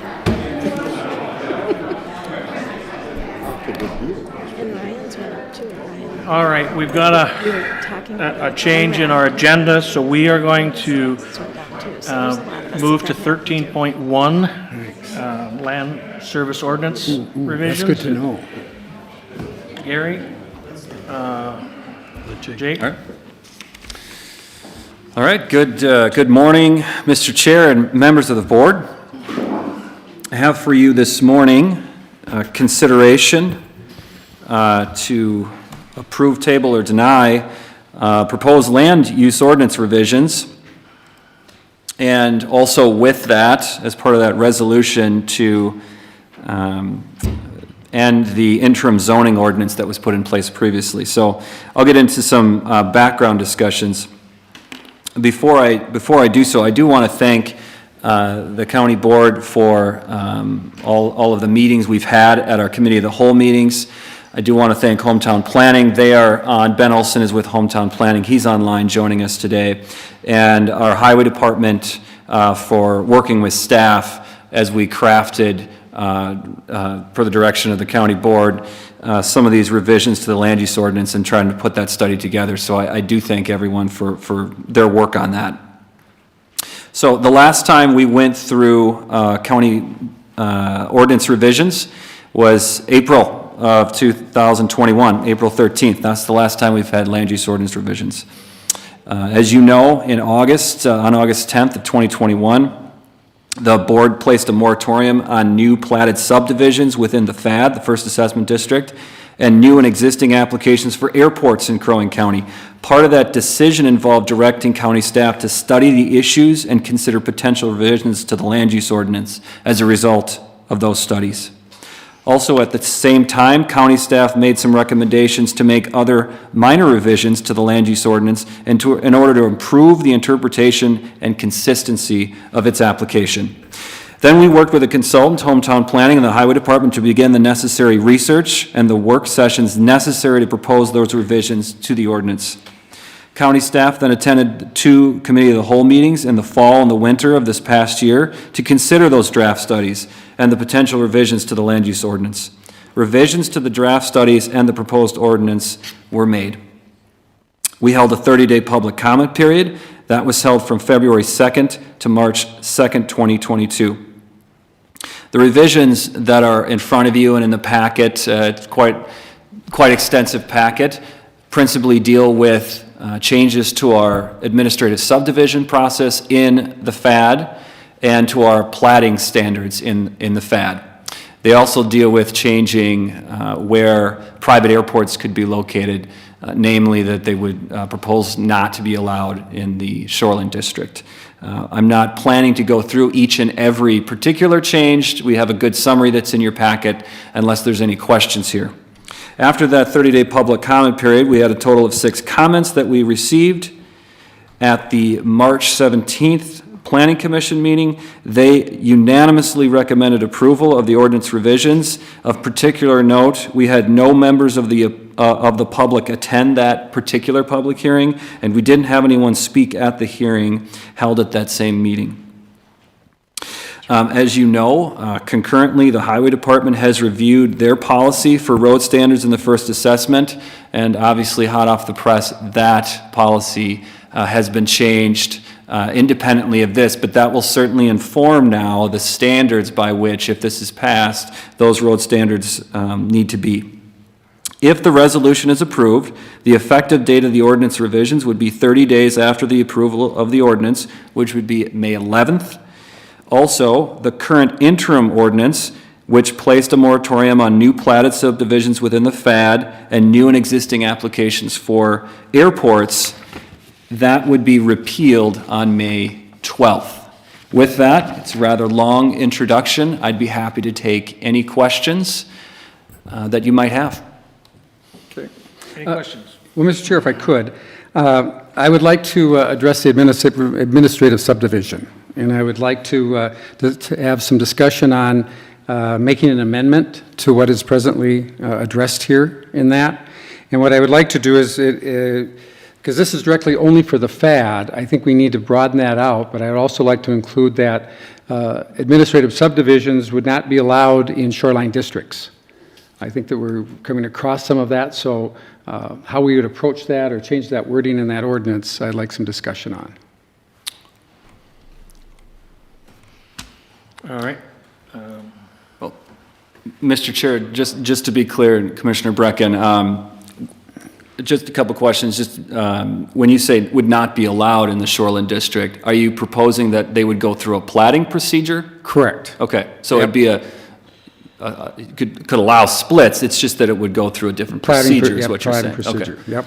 I just wanted some That way we have more clarification. public notice and more transparency in those developments, especially in sensitive shorelines, as we're seeing more and more opportunities for that to develop. Okay. And just so the board knows, I think we've had the last couple of years, each year, over 60 to 70 administrative subdivisions in the county. I don't know how many of them are in the shoreline district, but if that were to happen, then those would all become public hearing items for plats. Great, so there'd be public input. And this initial revision was for FAD FAD only, only. but you're suggesting countywide? Okay. So, Mr. Chair, at some point, just a point of order, at some point, you're going to have a motion on the table to approve the changes, and then, Commissioner Brecken, you may wish to add a motion to amend the proposed changes to include what you would like. Then you vote on that, and then you go back to the main motion to vote on any other changes, okay? Okay. So, Don't go for it's a two-step process so far. Okay. Any other questions for Jake regarding the revisions? Okay. Commissioner Coring, anything? Mr. Chair, you have held a public hearing on this already, and so you've met the public hearing requirement. I don't know if anybody here would like to speak to the proposed changes that are here, but you may wish to entertain it. Is there anybody in the audience that would care to speak towards this?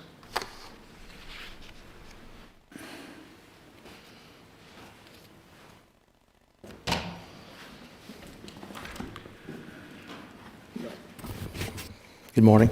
Morning. My name is Kyle Hart. I'm an attorney. I represent Doug Schieffer, who is one of the co-applicants for a CUP to permit him to operate a private airport in the Shoreland District, which application was the impetus for at least part of the proposed change to the ordinance today.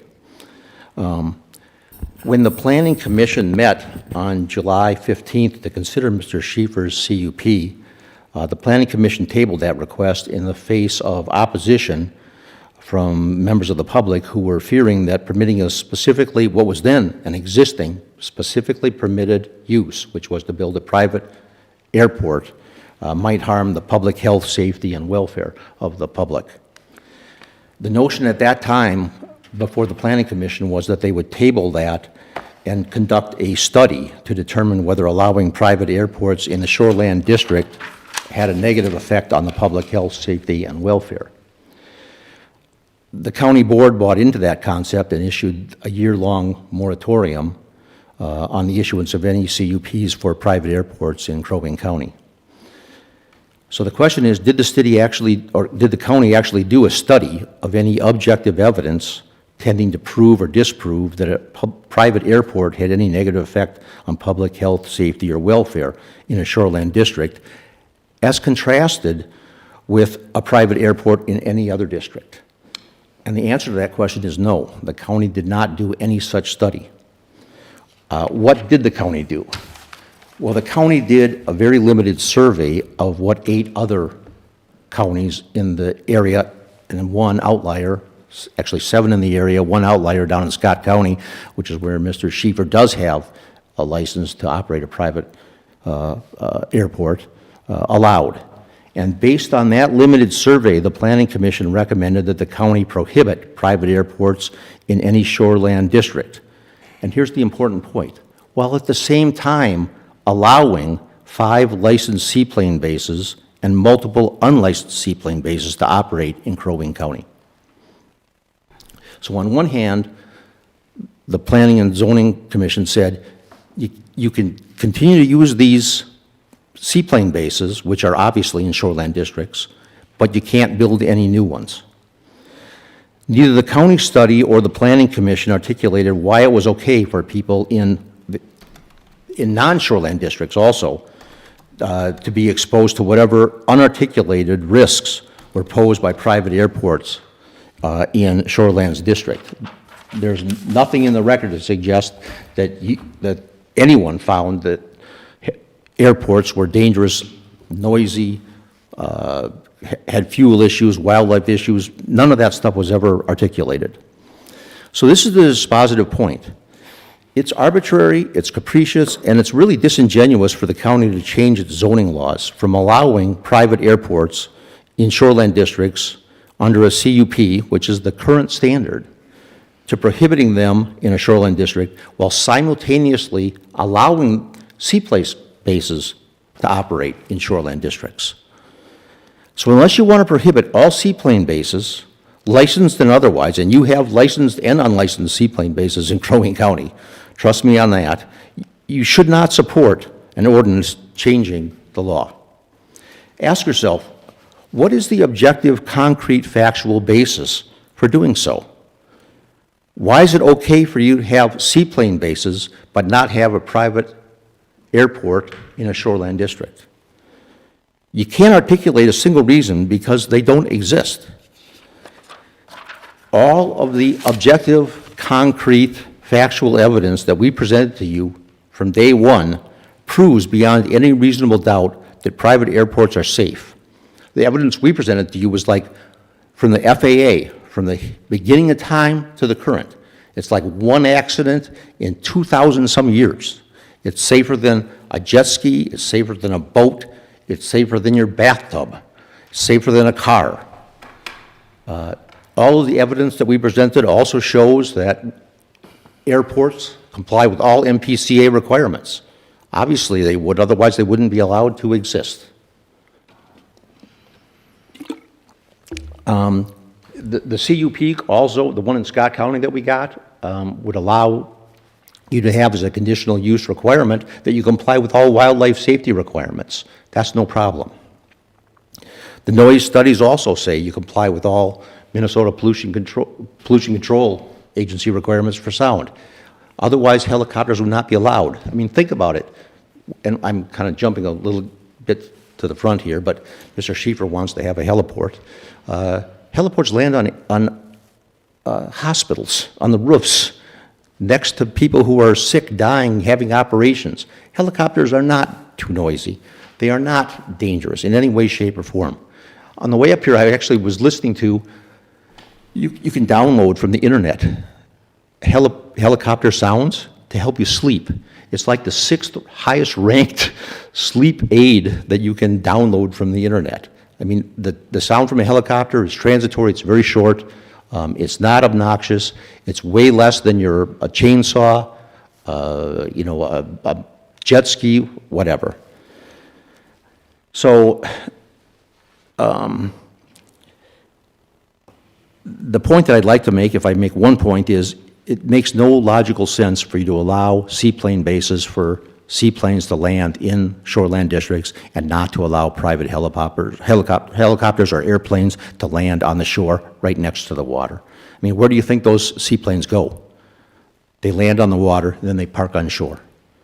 No different than landing on shore and parking there. So all we're asking you here is to be intellectually honest.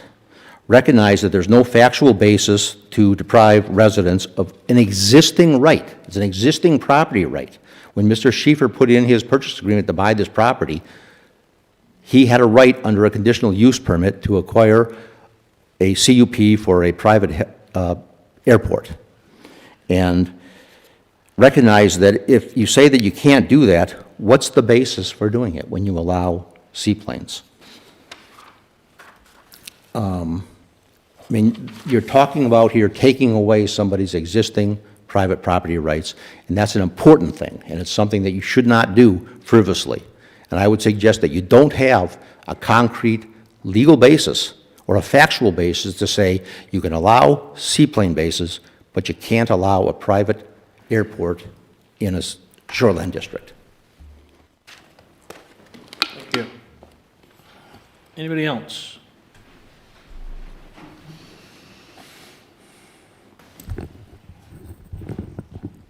My name is Rick Felt, Brainerd, Minnesota. I own 1,200 square feet of shoreline on Twin Island Lake.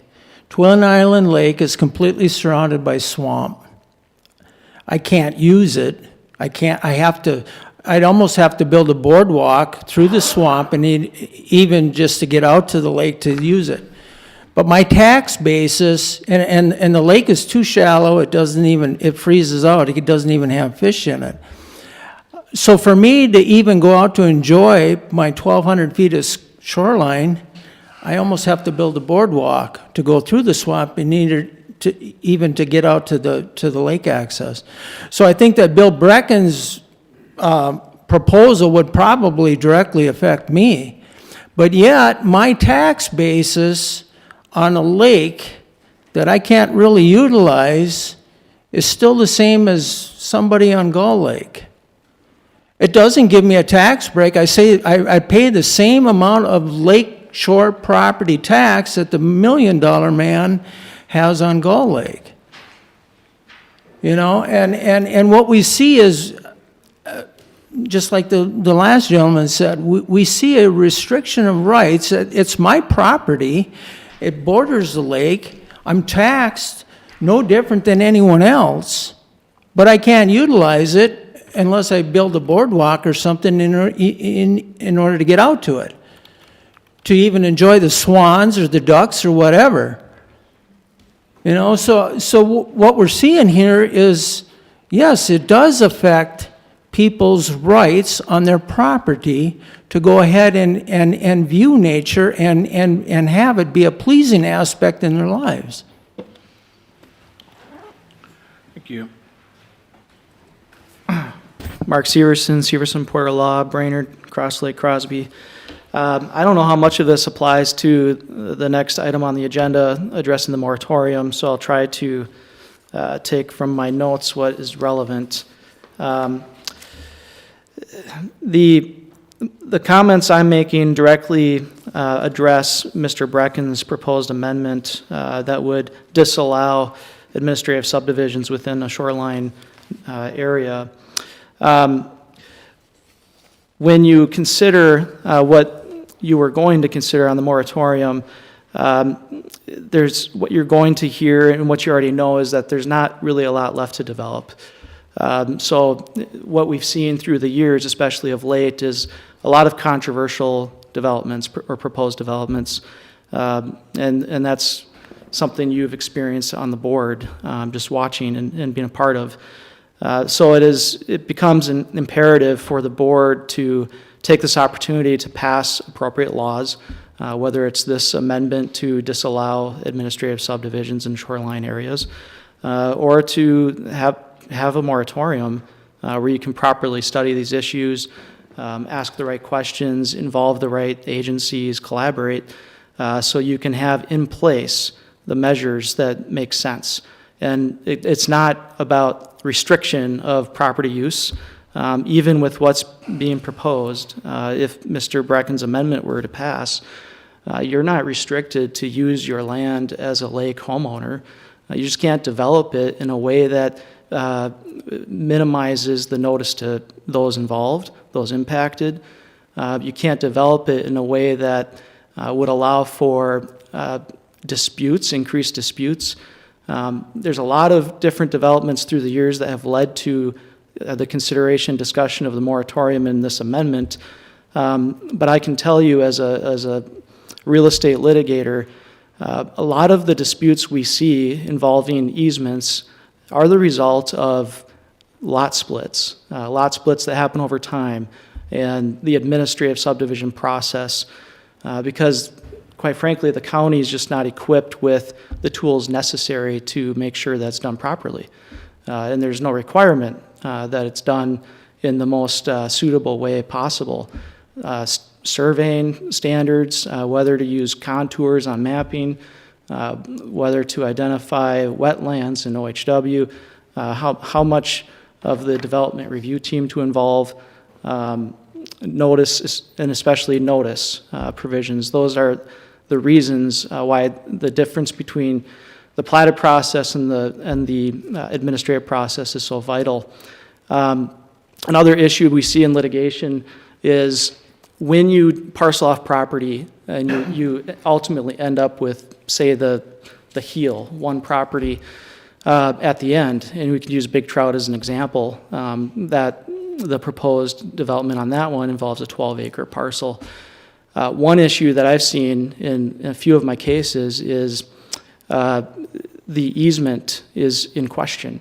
Now, ultimately, the way the county ordinances are set up now, you look at that as a civil issue between the homeowner and neighbors to either get on the same page or resolve. But it can ultimately circle back to the county as an issue. Using Big Trout as an example, if there was litigation over improper expansion and use of that easement, private easement agreement, and it was litigated to the point where a court disallowed it and agreed with, say, the neighbors. I don't mean to get in the weeds, but there's implications that we should take a step back and look at and consider. And really, we also have the easy button. The easy button is exactly what Mr. Brecken has proposed. Why allow administrative subdivisions in shoreline districts? We don't have a lot of it left to develop anyway. Why not have heightened standards?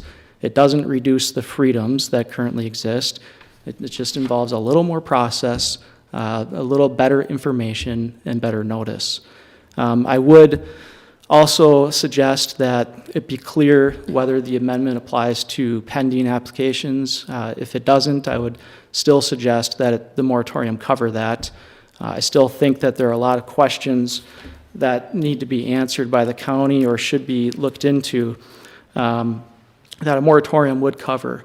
In other words, I don't know if the amendment would render moot the need for a moratorium covering development of shoreline property. And development of shoreline property exists in two critical phases. It's the administrative subdivision process, but also the alternative lot access. One concern I would have as a county board member and staffer is, do we want a situation where even with these proposals, property could be parceled off or subdivided over time, creating what would not have been an alternative access lot without that parceling? More information on OHW, determination of where that is exactly, identification. I don't know that we're always on the same page with that jurisdictional cutoff with the DNR and the county. Maybe that's something to study. Yes, we look at evidence of landscape, but that can be an issue. Do we want to require EAWs for any development involving wetlands? For instance, what about the EAW? Is that something that we should take on locally? In Merrifield, and I'll make this short and to the point, because I have an inkling what's coming. Really, what's all before the commission at the moment is the motion to approve the changes, and I just think I would support what I know Commissioner Brecken is going to propose.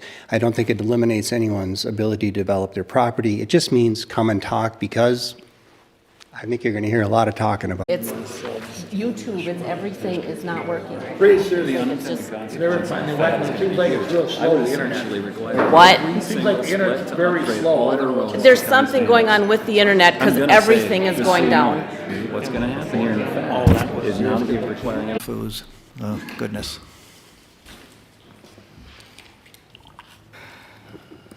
Doug, or Mr. Chair.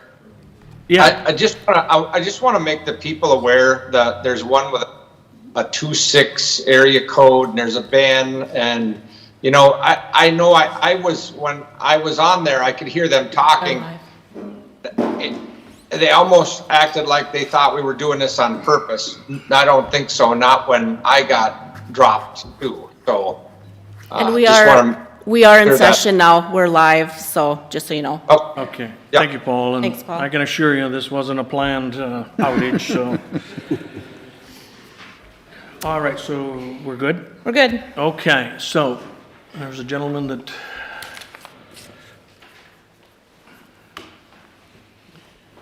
I could see why you might want to cut me out of the deal, but We wouldn't do that. Name and address, please. My name's Rod Ustepak. I live in Brainerd, Minnesota. Been a resident of Crow Wing County all my life. I just have a couple of comments to offer in order. One I hadn't planned to discuss, but was the airport PUD ban, if I said that correctly, with the heliport on Gull Lake. I'm a pilot. I've always lived on lakes that have seaplanes on them. You know, they're kind of part of the noise that goes on with being a lakeshore owner or resident. The planes taxi out from the dock, they take off, they land, taxi back in. You know, I think that's a little different story than a helicopter that's landing in the same place. If you go up to the emergency room at the Brainerd Hospital and you hear those Bell Jet Rangers, and I don't know what kind of helicopter Mr. Schieffer has, they are noisy. They're noisier than a chainsaw. They're noisier than anything. And so while I don't mind seaplanes taking on and off on any lake I've ever lived on, I would really seriously mind a helicopter landing in my backyard. So I just thought I'd offer that perspective. Thank you. Second thing, planned unit development, let's see, I said that wrong, subdivision. Administrative subdivisions, I think, have their place. I'm not sure that there could be a limit on if it's offshore or onshore or anything like that. I haven't studied the issue enough. I'm not here to comment on that either, but I'd just like you guys to, you folks, you commissioners, to exercise caution on how far you go with that, because they do have, I think, a place for landowners in Crow Wing County. The third issue, and probably the most important issue that I have, is the flashpoint for a lot of the administrative subdivision is Mr. Carpenter's proposal for building these long boardwalks and changing non-lake access lots into lake access lots by building quarter-mile long, I believe 5-6 foot wide boardwalks across marshy areas to turn non-lakeshore lots into lakeshore lots. It doesn't seem fair to me for other people's enjoyment of the lake to be compromised by the building of these boardwalks. And there's other issues with them. I'm a waterfall manager by trade. I deal with wetlands. We've restored a lot of wetlands around the country, about 803 states. And these leatherleaf, princess pine, bog birch wetlands are kind of unique habitat that the boardwalks are proposed to go across. And so if they're going to be a quarter-mile long, the chances are that a lot of people will maybe want to use an ATV to drive out there, and that's gonna, something I don't know if we thought about, but that's really a pretty deleterious and dangerous use of these boardwalks, in that it provides a vector for introducing invasive species. And particularly, I'm thinking about swamp buckthorn. I mean, ATV riders ride through the woods, you pick up buckthorn on your tires and drop this swamp buckthorn out in there, and then pretty soon, in about 20 or 30 years, there's going to be a wall of trees in that wetland, and that wetland complex is going to change from the species I mentioned earlier to pure swamp buckthorn, which is almost impossible to eradicate. So I think I've addressed those three concerns, but I'd just like to take one more moment of your time to discuss buckthorn in general and ATV trails. If you get this buckthorn spreading around on ATV trails and you don't take care of those mothership plants that produce berries right away, there's a lot of places in Crow Wing County where you can find this buckthorn, and it's one of the most heinous plants there is to manage and get rid of, and it's kind of starting to take over the world here. So I just think you should know that as background, and I hope take some of these comments to heart, and I really enjoyed the opportunity to discuss them with you and think about them in your future deliberations. Thank you. Thank you. Is there anybody else? All right, seeing none. Where are we? land use Mr. ordinance. Chair, I think we need a revisions. motion to approve the land use ordinance as proposed. Yep, is there a motion? I'd make that motion. Commissioner Bracken? I'll second that motion. Commissioner Barrows, seconds. Any discussion? Yes, if we can, I think this would be the time to do an amendment to that to include administrative subdivisions not allowed in shoreline districts. Okay. And I'll second that. Do we need roll call on the first, or? Yes, I think we do. or- No. Not yet. Okay, So you have a motion now and a second to Commissioner Brecken's amendment. There would be discussion on the amendment. Then you vote on the amendment. Then you go back to the main motion to, you're going to decide whether the main motion is getting amended or not. okay, Make sense? not really. But we'll do it. So we have If you a, have discussion on this amendment, you should do it now, Right. before you take the Okay. vote.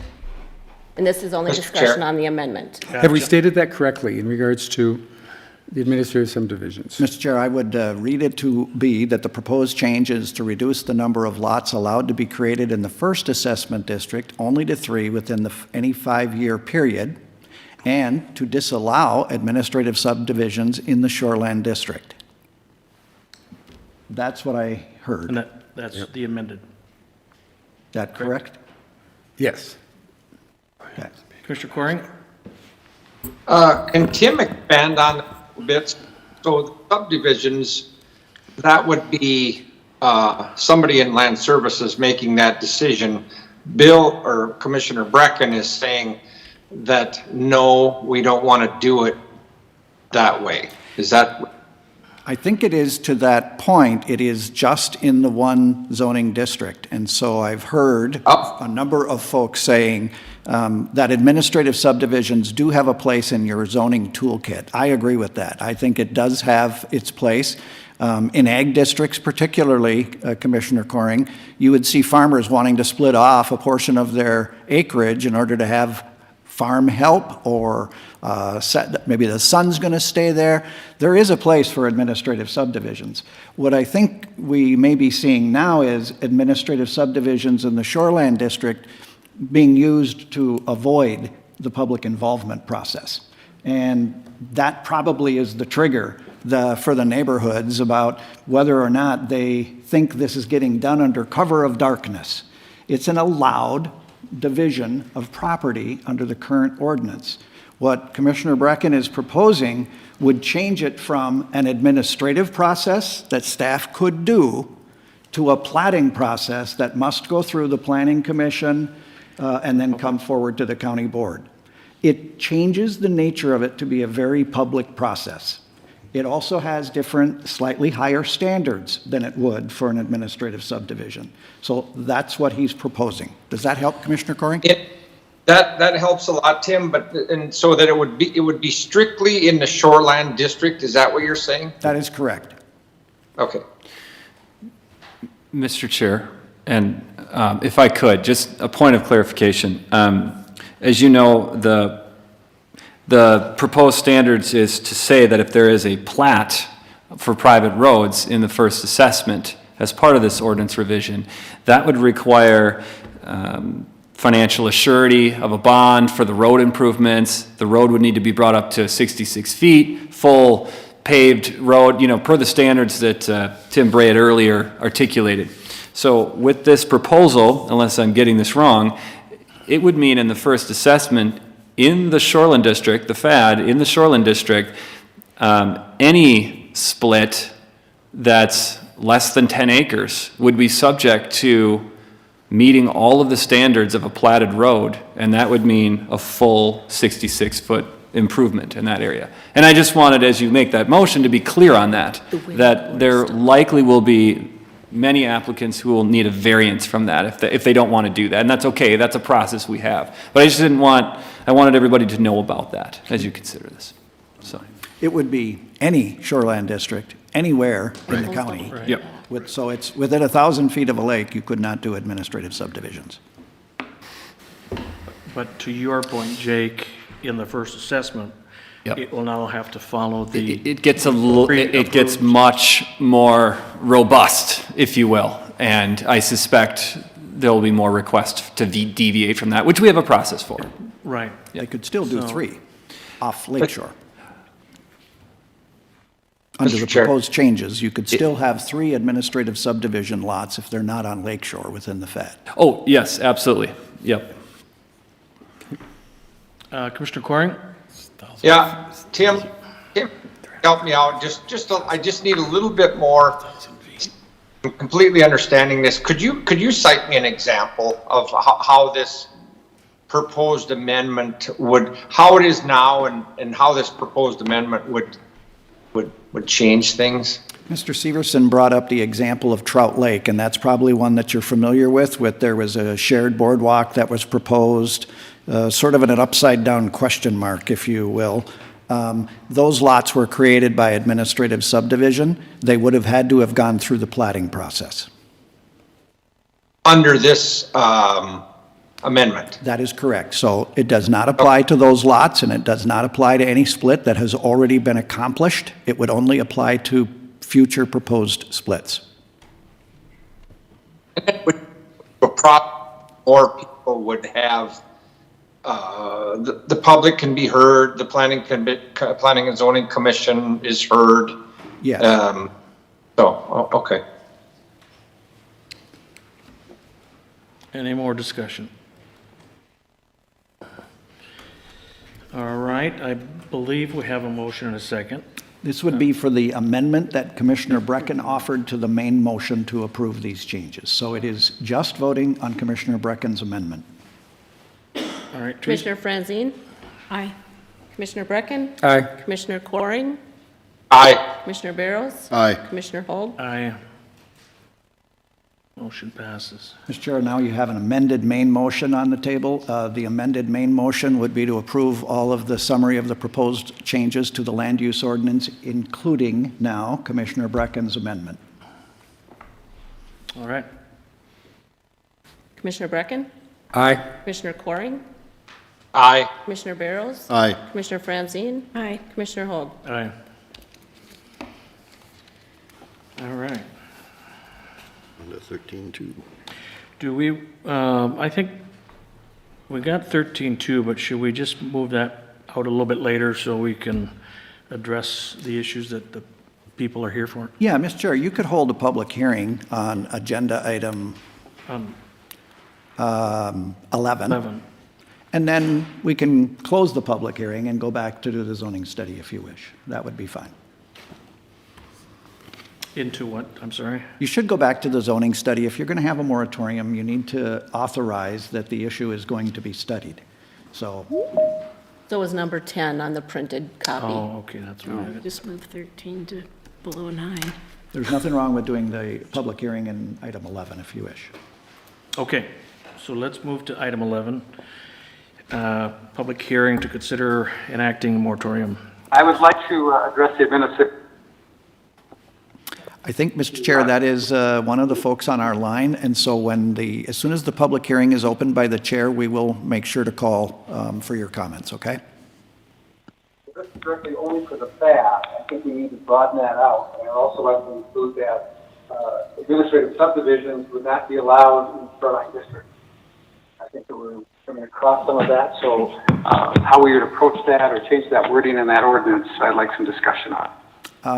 Mr. Chair, I'm not sure who I'm talking to, but that is the discussion that just occurred, and... Mr. Chair, to be clear, Commissioner Brecken, just a couple questions. When you say would not be allowed in shoreline district, are you proposing that they would go through a platting procedure? Correct. Okay. Correct. So, That is correct. I can't understand the thing, so. No, I think what's happening, she's saying that it's repeating. There's something repeating here. Is there two things that Teams open, maybe? But I think that answered your question, sir, online, if I'm not mistaken, that the action the board just took would prohibit administrative subdivisions in the shoreland districts in the county and require that splits be platted.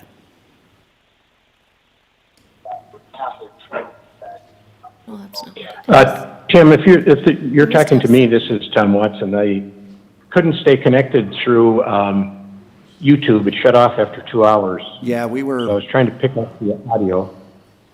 we did run And into I was going to some, make a remark Yes, about shut the off interim for 2 ordinance hours. when that matter came up as part of the public hearing. yes, there was no public hearing on the zoning ordinance changes. That public hearing had already been held. The board did take public comment anyway.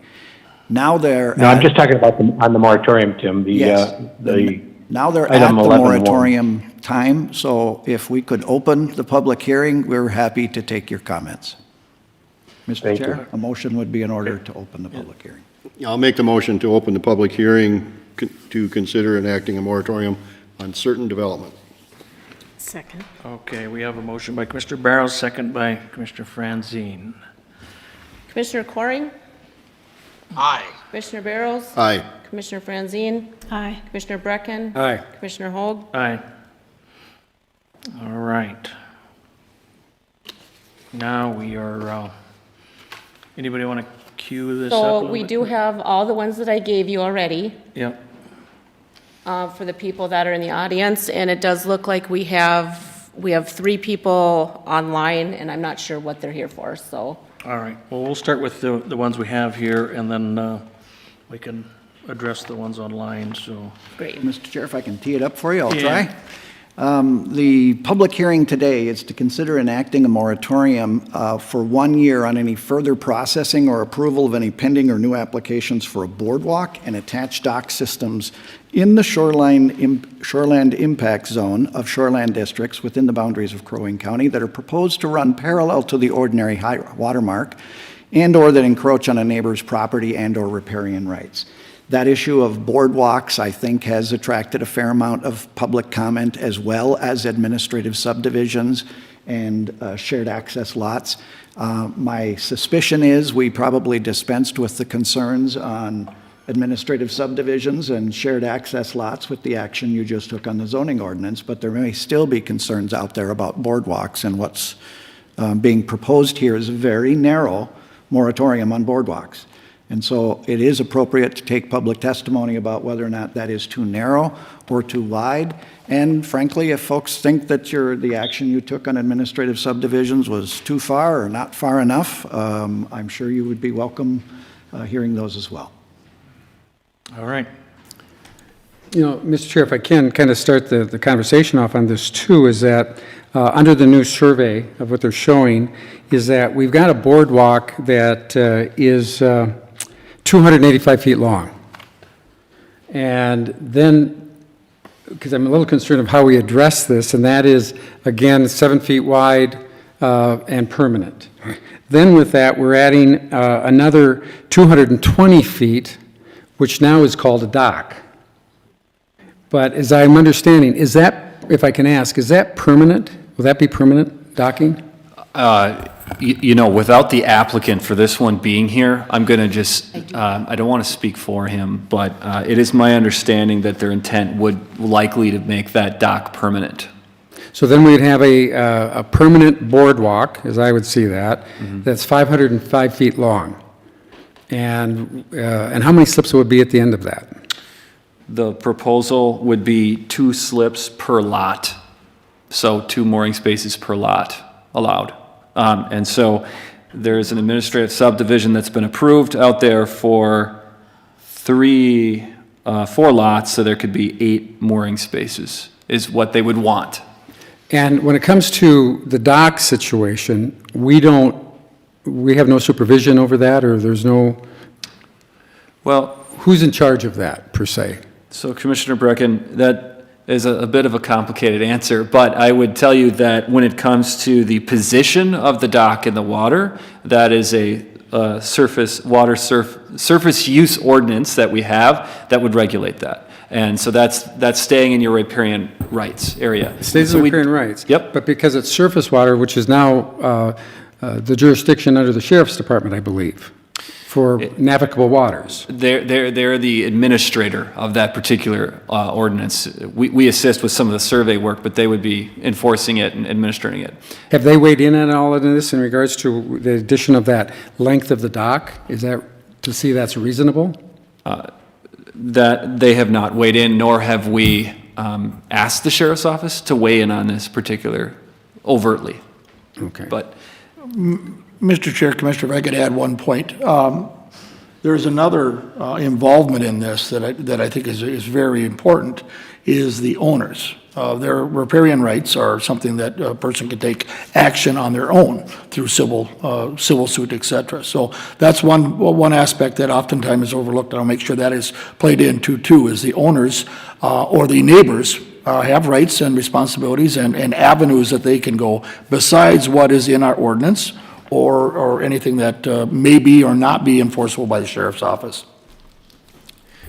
Commissioner Brecken, as well, I do want to say when it comes to controlling some dock usage, on an alternative access lot, like that particular proposal that folks are aware of, there can be conditions by the Planning Commission that could limit some use of the dock, Okay. unlike normal residential lots that don't have controlled access. So, Okay, there may be some people who want to address too. Thank you. Yeah, for now. All right, let's start with some public comment. Marilyn Trinka, is that correct? Would you?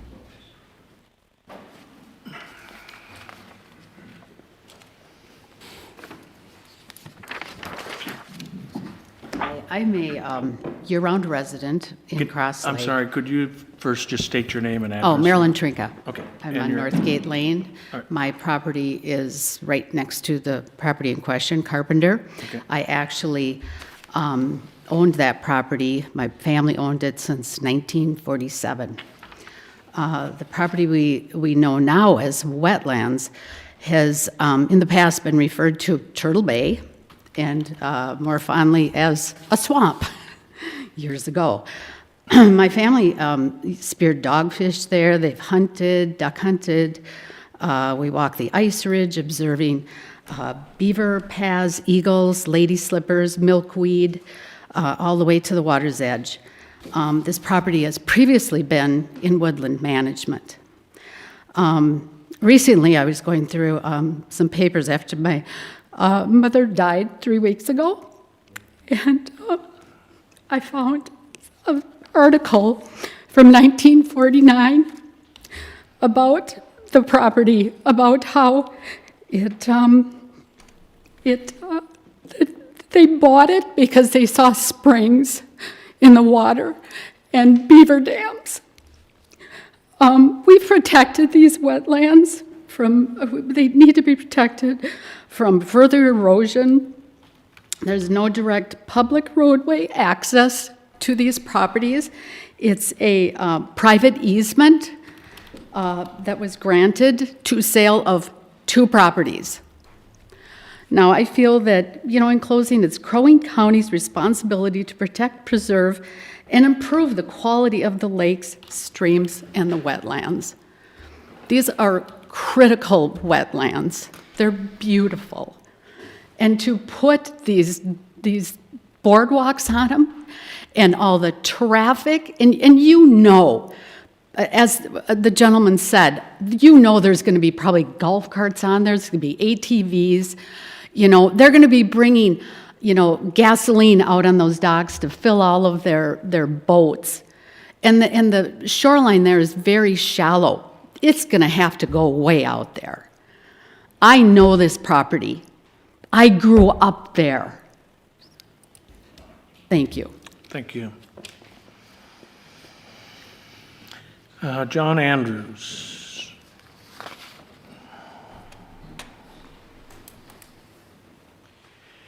John Andrews, 11316 Manhattan Point Boulevard, Cross Lake, Minnesota. I live on the south side of Trout Lake and kayak over to this area that's being considered for properties and boardwalk. One of the things we've tried to do on trout, as well as the rest of the whitefish chain, is to keep the water clean, keep it better for the next generation. One of the things that happens when you start putting in docks with posts, et cetera, you start messing up the bottom, releasing phosphate, releasing other contaminants that are already into the sediment, so they're now into the surface of the water and get into the water itself. So I think lots of boardwalks, lots of posts put in, permanent in and out or whatever, are not going to be beneficial to the lakes and or the tax base. As you know, property values on Whitefish Chain have been good enough, and they're good for Crow Wing and good for Cross Lake. We'd like to keep it that way. Thank you. Thank you. Thomas and Ann. We're going to, Mr. Chair, we're going to defer. There's a couple of questions that Mr. Severson wants to ask them. All right, thank you. All right, next, Dennis. He's gonna speak. Oh, Perhaps before there's more comments, if it could be clarified, the moratorium language is general to all developments and not specific to any one, of course.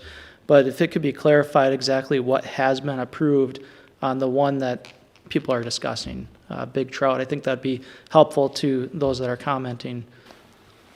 The question is whether or not that has been approved? What exactly has been approved? I know there are a couple administrative applications. Right. I think it'd be helpful for Jake to lay that out. I don't know if has anything been approved yet? Yeah, Mr. Chair and Tim, the answer to that is on February 11th, an administrative subdivision was approved for the, we'll call it the Carpenter parcel of interest. It's 4 lots total. Anything on a boardwalk or dock system that has been approved? No, not for that, but that should answer the lot split question and what's already been approved. No deeds have been recorded for that, but the administrative subdivision has been approved, not for 6 lots, but for 4. Do we have an application Do we have an application? Was for a it? boardwalk? We do not. Okay. I think that answers your questions. Yes, I believe so. The 4, what has been approved were 4 lots within that 12-acre parcel or other parcels? Yep, I'm happy to put it up on the screen if folks want to see it. Sure. Or is that relevant? Yep.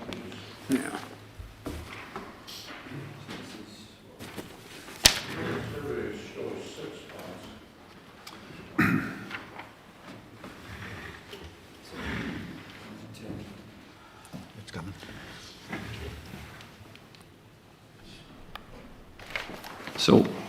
So this is what's been approved. I'll use the pointer. As you can see, and what we'll do up next is I can throw up the proposal for the dock, but eventually I believe it's the developer's intent to try and split parcel A further so they can have 6 lots. So that'd be these 3 plus those 3. The reason they haven't done that yet is because they've breached the maximum of 5 lots within a 3-year period, so they would wait until that's passed and then try to split this further. So it would be their intent to have up to 6 on this area. Given the board's action earlier, parcel A would need to get a plat. That is correct. Okay. Tim, is there a need to see this as well, or just, okay. Yep. I'm not sure. right. I'm just trying to answer questions. Okay, that's very helpful. Thank you. And thank you, you've all been very gracious. It's been a little longer meeting than usual. If I could be allowed to comment briefly on the moratorium. You know, in looking at these issues involving development of wetland and shoreline, it does still seem like there are a lot of questions that should be studied and investigated. I would still encourage the board to dig deeper because you may not know what is the appropriate ordinance to pass. I do appreciate, and I'm sure the people behind me really appreciate, jumping forward and not allowing the administrative subdivisions within the shoreline. But there still are several other issues involving the boardwalk. What exactly is an alternative access lot, whether that should be studied more and developed more. So I would consider a moratorium involving development of wetlands still along the lines of what some of the language that we proposed.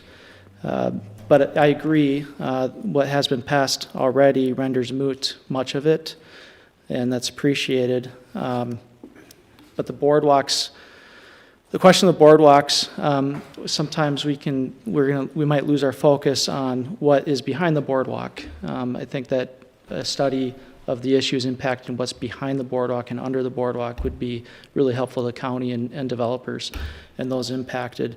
I think the boardwalk proposal is too narrow in scope.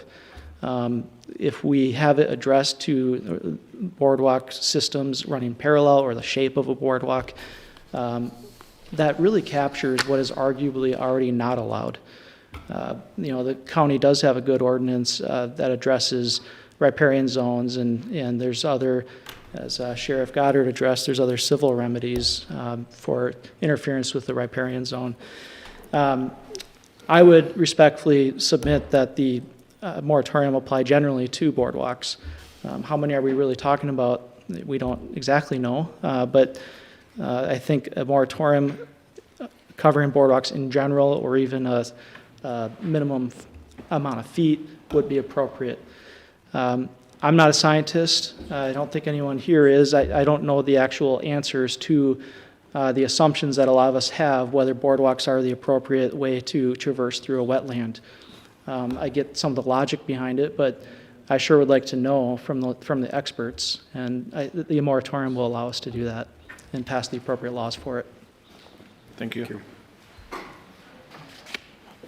Let's see. Who's next? Jeff? Oh, sure. Yep. Good morning. I'm Tom and Ann Moots, and we have some prepared comments, but we also want to highlight some things for you guys. This is the first that this has publicly been made available. If you look at the packets that have been shared, it refers to the 6 lots, and yet again, there is not full disclosure of information being presented. So we've gone from what we didn't even know that an administrative lot had been approved. It's not on your site. It's not in the packets that have been shared. Including the public hearing notification was relative to variances. It was not due to the fact that you've already subdivided yet again a lot that had been subdivided into 3. So this started, as Marilyn indicated, as 16 acres that was subdivided into 3 arbitrarily by the developer to create an alternative access lot, which is the parcel on the left side. The 2 easterly ones, one interjection, have already been sold off. The direct lake access they made the decision to sell those off, and now they have nothing left but behind the wetlands. So it's unfortunate that we come here today without full information and knowledge of what's been completed by the county, without adequate oversight by varying parties that should weigh in on these issues actively, including the DNR, sheriff, and whoever else. So it's unfortunate that we're having this conversation and being surprised by this.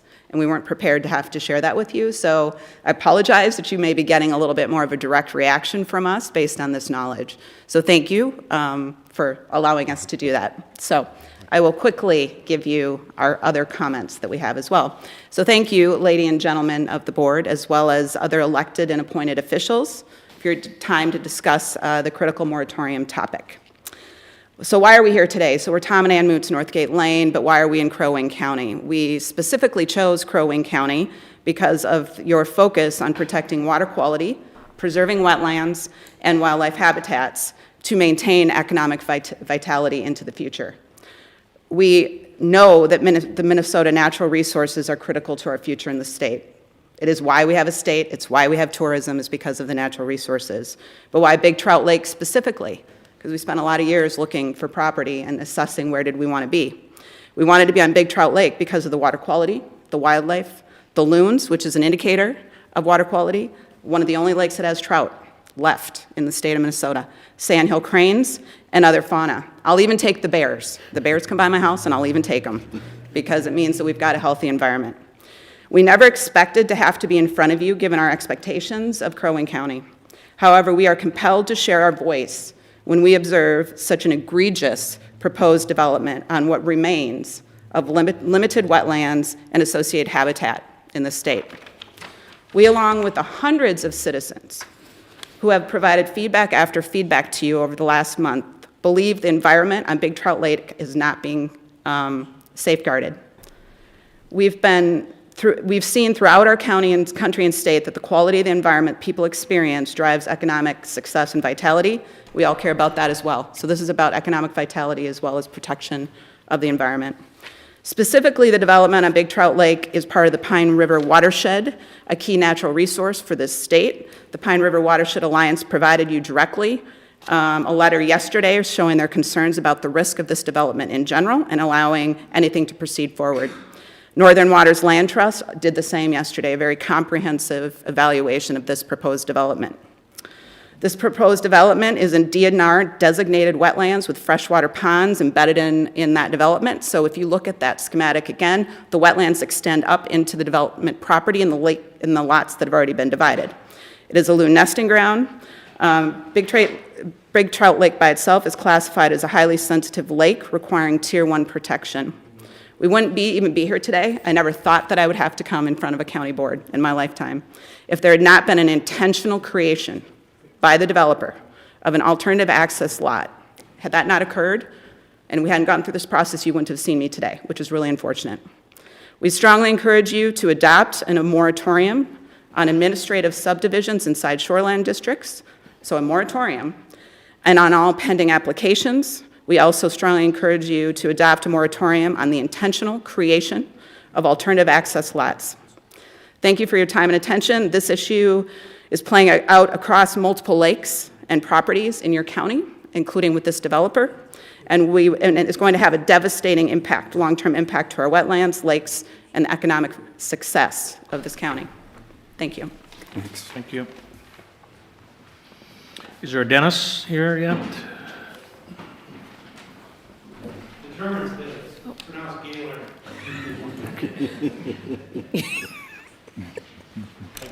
Okay, thanks for Norwegians, Dennis Gaylor, we own property on Big Trout Lake, 11341 Swanberg Lane. April 11th, 1934 was an important day. That was Jackie Becker's birthday.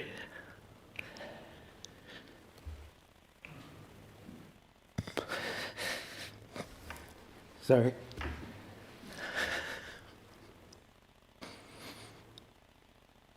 Take your time.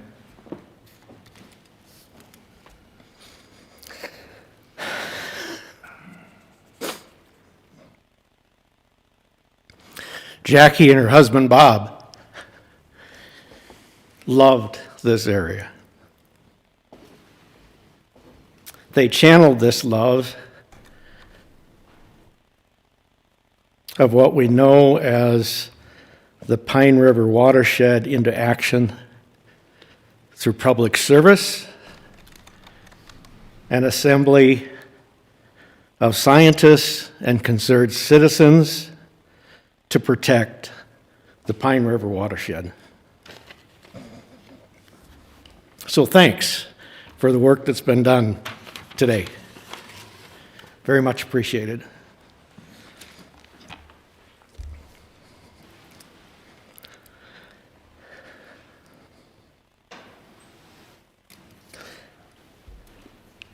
I'm both pleased and disappointed to speak with you today. I'm pleased with all of the work that's been done. I'm pleased that all the science pertaining to the Pine River watershed has been assembled and shared with you by organizations and concerned citizens. I'm disappointed by the omission of what the science tells us in the scope of the proposal of the ordinance. Alternative access lots and administrative subdivision impact on the Pine River watershed are not addressed. I urge the commissioners and their staff to incorporate the science into the ordinances and the moratorium going forward. Thank you for your time. Thank you. Let's see, we've got a Jeff Lavelle? Jeff?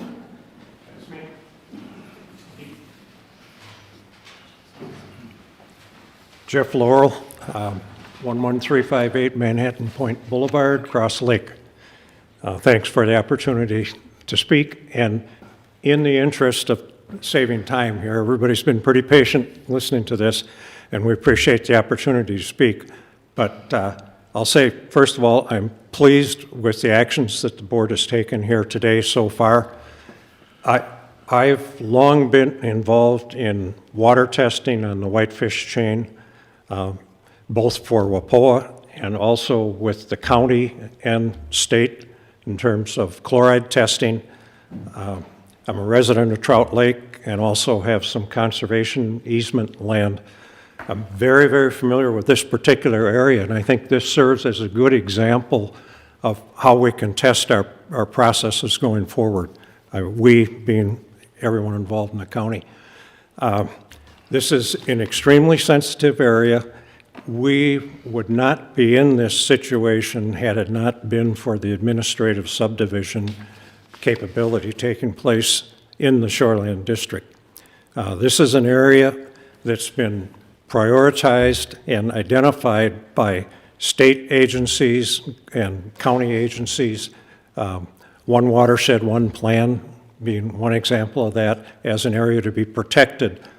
And a lot of us have signed up for that to try and participate in the protection of that area so that Big Trout Lake, in its unique characteristics, being the only one this far south that will support lake trout, makes it rather unique.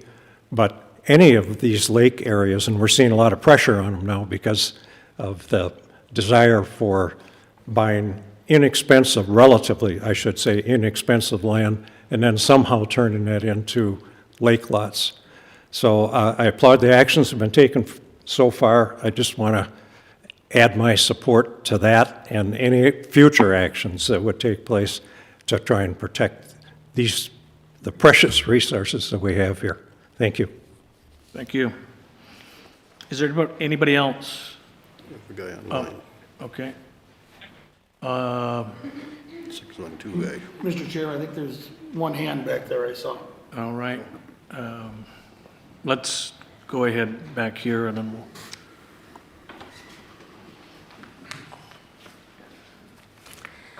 Patty Norgard, Cross Lake taxpayer, economic development, and WAPOA member. First of all, thank you, Mr. Houle, for reminding us that a chunk of our change comes from the people who visit us every year. And in fact, our seasonal homeowners in Cross Lake pay 65% or thereabouts of our property taxes. So that being said, Mr. Houle and commissioners, over the years we've come to realize that it's just not our lakes and waters that are the source of the energy that drives our economic engine. It is the quality of those lakes and waters. So if we are to maintain that source into the future, it is critically important that our planning take that into account as well. While sometimes it might seem like the more development, the better, the fact is that in this process, we destroy the very source that drives the development. So the end result will not be what we intended, and the choices we make today will have a long-lasting impact on the economic vitality of the Brainerd Lakes area. For that reason, I am in support of the moratorium et al. And all of the people who have spoken on that behalf. Thank you. Thank you. Mr. Chair, just to acknowledge that Ms. Norgard was the former mayor of Cross Lake also. Thank you. Anybody else? I know we have one on Teams, but we'll get to you shortly. Go ahead. Okay, again, Pat Ryan, and we have property on Morningside Drive, in Merrifield, and when we aren't unfortunately stuck in White Bear Lake. So we are a seasonal resident. We're happy to come up and support the county. I grew up here. The land that I own has been in my family for 100 years. So I know Pelican Lake, just like we heard the people who know Trout Lake. He's withdrawn that application, but that application isn't in any way affected by the moratorium you're considering, because his boardwalk was not crossing anyone else's line based on what he wanted to do. He could still come back and run a boardwalk straight out and not cross a lot line. Okay, I think he had some other flaws in his plan, including a 380-foot dock with 15 lifts. It's withdrawn, so it doesn't apply, but the moratorium doesn't apply either. So I believe you've received letters from the lake owners associations, Pelican Lake, the Whitefish Lake, any number of people, basically asking that that moratorium be much broader than it is. Because if you put a narrow moratorium in place, you're going to have a flood of developers looking at the few lots that it doesn't impact to try to get something pushed through before you come back with changes. I'm an attorney or a darn lawyer, it depends on your point of view. And I don't have any idea what an alternative access lot is. I've read it and I've read it, and it needs to be changed. Mr. Severson can speak much more eloquently than he has and I have. He understands this better. But I think that the county, and if you need to renotice it to have a broader moratorium, I think you need to do that. If you can change it, like you did the zoning, I think you should do it. And look at those letters. I don't have a proposed language for you, but I think the moratorium has to be broader. I have a book that I leave on my desk, and the title to the book is, If You Haven't Got Time to Do It Right, When Will You Have Time to Do It Again? And today, the issue that's here is if we don't take the time to study this now, once it's all been parceled out, and as Mr. Severson said, we don't know how much is left, it's too late. You can't tell them to tear out these boardwalks. Another thing I would tell you that there's a saying that we've all heard, they aren't making any more lakeshore. But frankly, what's going on here is they're trying. They're trying to do it by going through these wetlands, okay? On Pelican Lake, I'll just give you a short snippet, the area that the gentleman was looking. The development that went in there before, the only reason those people can even see the lake is because the prior developer clear-cut all along the high water mark. And the county shut him down for 18 months or something to that effect. The planning office can find more on that. They created a subdivision, much like you're looking out on Trout Lake. There was only one parcel that they created that touched the lake. The rest of it all sits behind wetlands, and it's all state-owned land. So I think that the moratorium has to be broader. That's the issue today, not how the changes should be. But we need time to study it, and I encourage the Commission to put a much broader moratorium in place so we can take the time we need to study this and get it right, because we're not going to get a chance again. Thank you. Thank you. All right, I believe there's a gentleman on here that would like to speak. Mr. Watson. Watson? Okay. Go ahead. I guess it's good morning. No, it's noon. Good day. This is Tom Watson from 39195 Swanberg Court on Big Trout Lake, Pine River, with my wife Jane.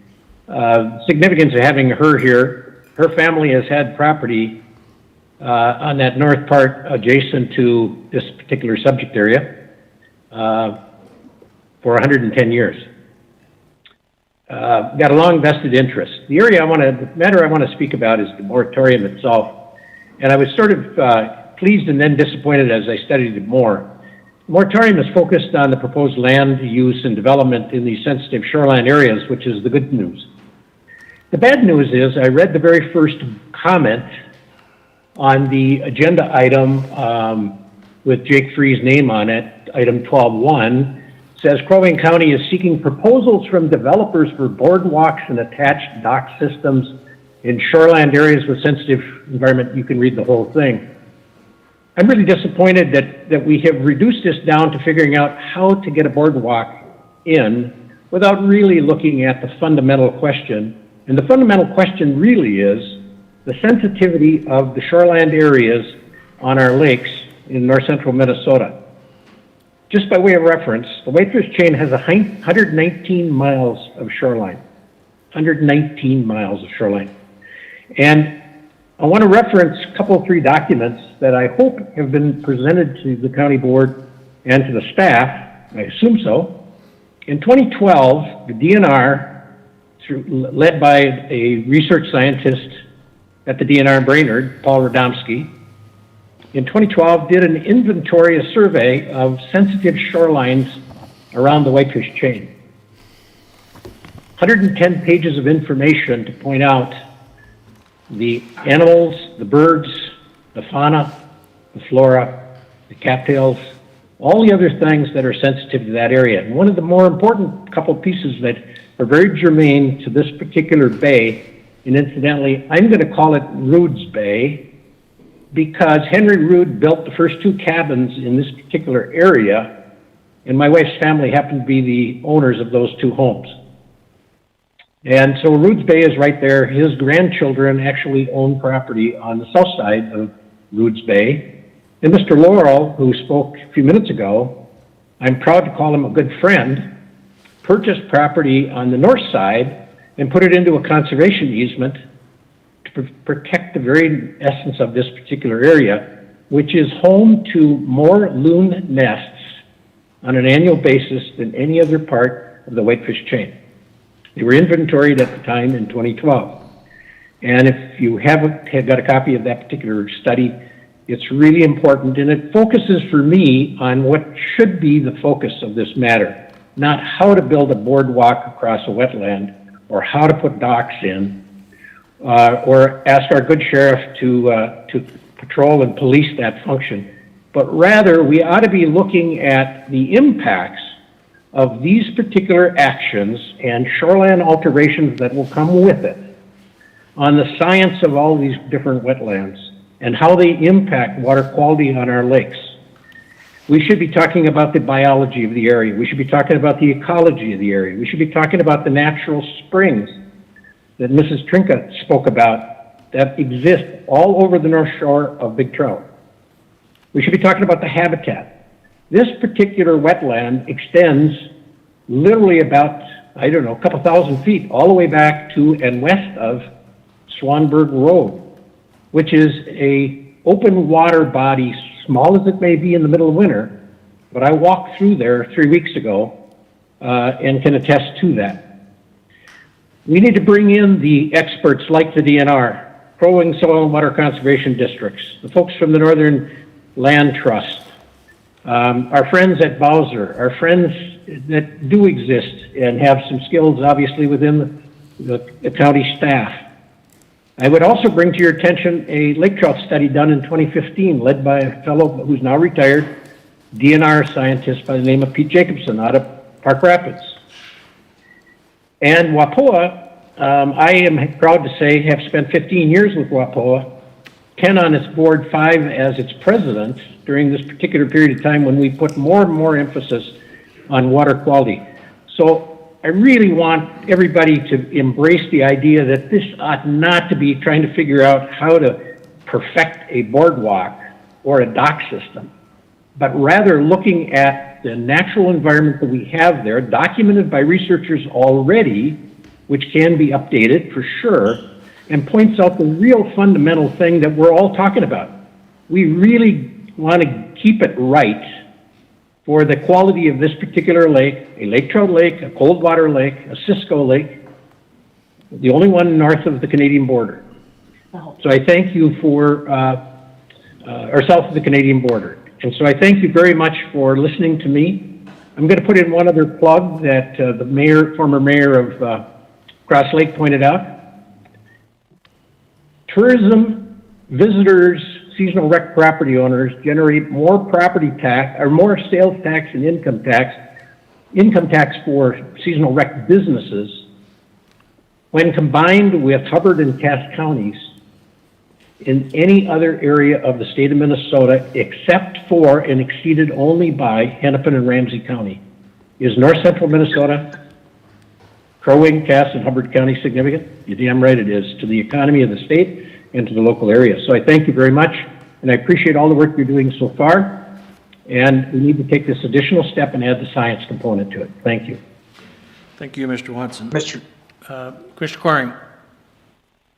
You know, I guess I appreciate all the comments that everybody's given so far, but the more everybody talks, I guess the more confused I get, because aren't we doing what everybody is talking about today? Isn't that what we're trying to accomplish here? Is we're putting a moratorium on this, and we're trying to address the issues that they're talking about today, aren't we? I guess I'm confused. I mean, it's almost like, I don't know. I'm kind of confused by all the talk. I think that aren't we trying to do what they want us to do? Yeah. Go ahead. Mr. Chair, Help me with. Commissioner Coring, I think what they're saying is that the proposed moratorium on boardwalks is very narrowly constructed to run parallel to the ordinary high water mark or that encroach on a neighbor's property and or riparian rights. And these folks are suggesting that that's not far enough, that it ought to include either all boardwalks or more boardwalks than just that very narrow definition. That's what I've heard. Okay. Trust us, we're getting to that point, Paul, where we will be discussing the moratorium, but let's see, is there anybody, just looking out here, I think everybody's spoke, but one last call, if there's anybody? Mr. Chair, I'm not sure, there's one other phone number that's on Teams that I don't know who it is. 262 area code, do you have any comments on the proposed moratorium?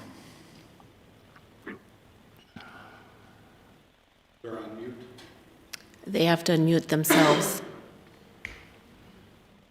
Hearing none, Mr. Chair? All right. So we will bring it back. And then, Mr. Chair, can I just ask one other thing? I think that administrative, the amendment that Commissioner Brecken put on there, that addresses some of the comments that were discussed today too. I mean, I think that's a good idea to address that in the administrative subdivision thing, to make some changes there. So, I feel like we're going in the right direction. Oh, for sure. I agree. Yeah. Sure, a motion would be in order to close the public hearing. So moved. Second. We have a motion by Commissioner Barrows, second by Commissioner Franzine. Hold up.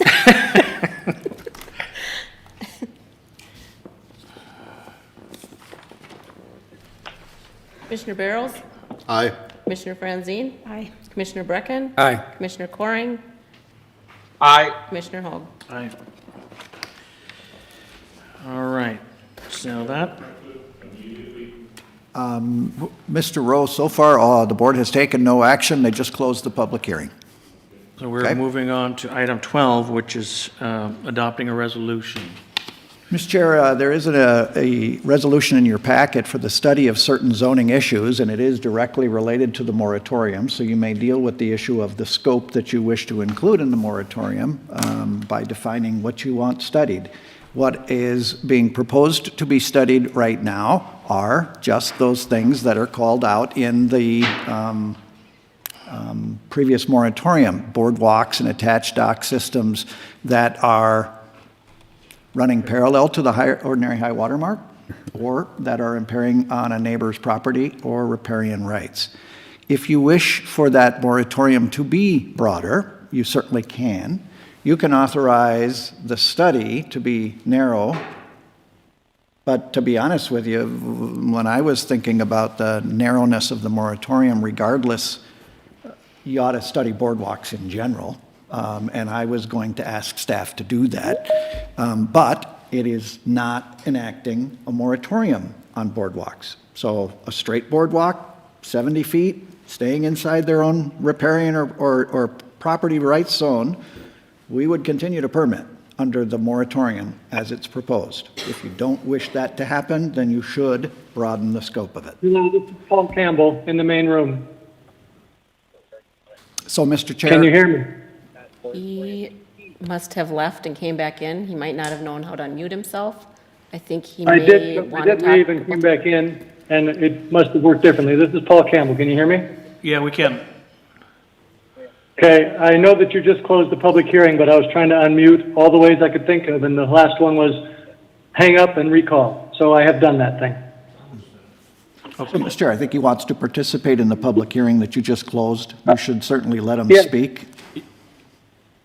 If I may? Yeah, please do. Thank you very much. My name is Paul Campbell. We live 2 doors over from what used to be Deer Pass Resort. And several years ago, it was changed. It changed the way it is slightly. And I am saddened by the recent events over there at what we've called the Carpenter plot. And I also noted somebody said that Mr. Carpenter appears to be doing things in the dark of night, which causes me an enormous amount of personal distress, and the rest of my family is also quite concerned about it. As we live on 11803, which used to be 86 Northgate Lane, and we've got fond memories of the area, and we still enjoy getting there when we can. Unfortunately, the family parts have spread out a little bit, but our father spent the last 30 years on the lake there all summer long and into the fall and starting in early spring, and we enjoyed very much visiting with him when he was there. I think that the biggest concern I see is that it doesn't appear that the current plan addresses the wetlands as has been cited by some others, and I think to me that's a critical part of it. I think that the boardwalk, somebody said it was going to be a couple hundred feet long. The drawings that I saw showed it to be 12 or 1,800 feet long and 8 feet wide. And I hadn't thought about four-wheelers, but that's a very valid concern. I thought of things like people saying they don't want to walk all the way along the boardwalk, so they'll get a jet ski and just rip through the wetlands instead. And that also is of concern to me. So I think a DNR review, which I have not seen yet, is important. And I think it's critical to the further approvals. I'm disappointed that somebody was able to make lots of non-lakefront property and try to advertise them as lakefront property. I'm disappointed that he already sold 2 of them. On the other hand, great, he's probably made his money back, now shut him down. Make the wetlands be what they're supposed to be, make them be wetlands, make them be for the wildlife and for the ecosystems that we need to support. And I think it's important that all those in the neighborhood and the lake who are disappointed by this and want to speak up should call in and speak up, and thanks for your time. Again, Paul Campbell, I live at 11803 Northgate Lane. Thank you. Mr. Chair, if I could, I guess I would say that I'm in favor of expanding the moratorium in regards to what we're looking at.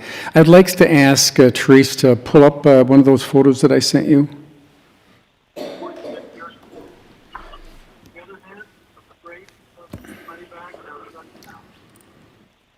While she's doing that, as it relates to the zoning study, you'll notice that in the therefore be it resolved, it is directing staff to undertake a study of this issue. You're going to define the issue by what you pass in the moratorium. And so the undertaking of the study has been purposely written to be vague because it's a reflection of what you end up passing in the moratorium. So you could pass the resolution for the study and then move on to the moratorium if you wish. Okay, I asked Therese to pull up this picture. This is a dock boardwalk, that is put into, this is on Whitefish Lake. Gary,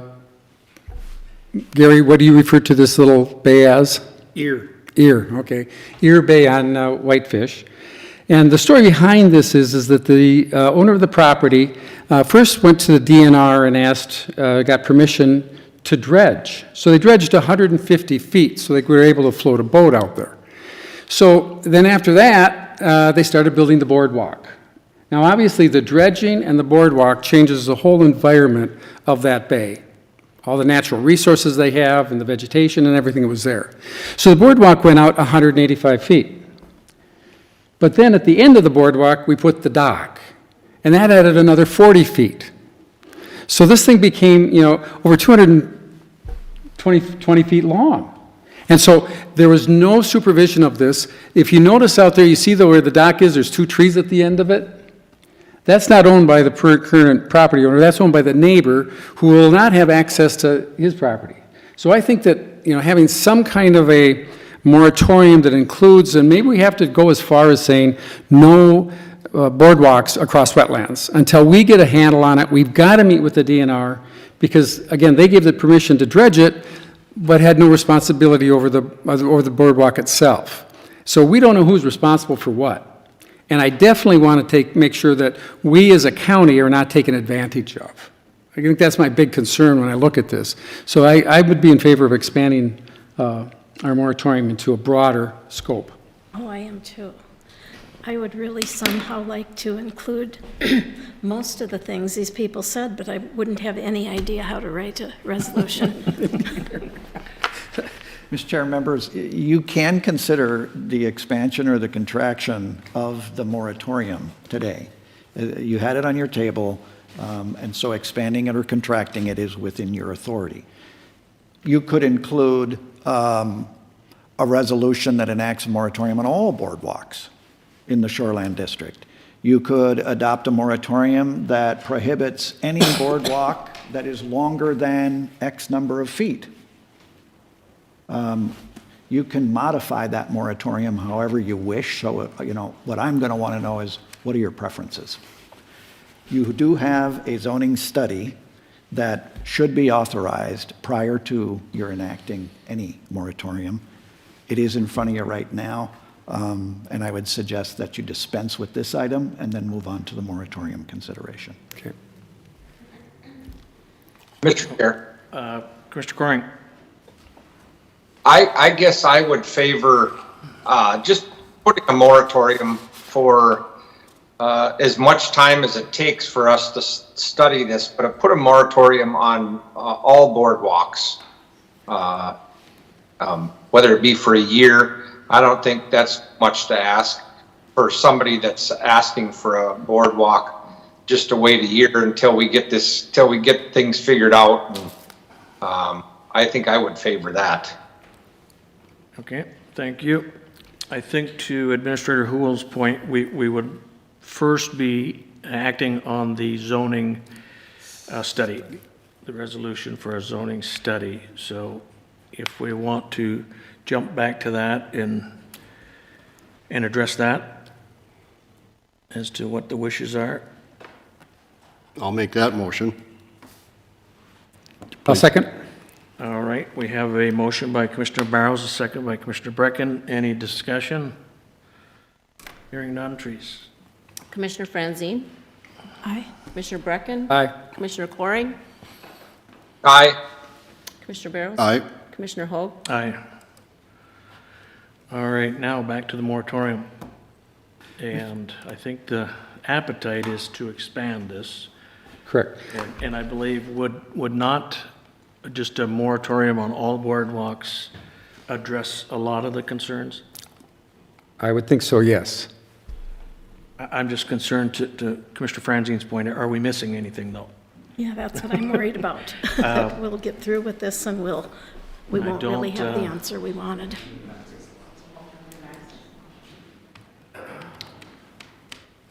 So, Mr. Chair I'm sorry.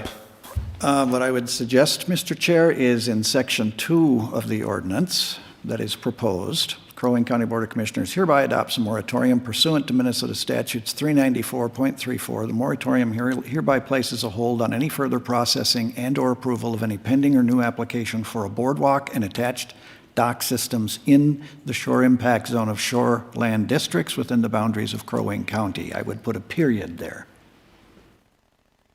Under the review of boardwalks, staff is to undertake a study of the issue. You just approved that, to hold public meetings for the purposes of advancing the public health, safety, and welfare. I don't see anything there that is inconsistent with your wishes.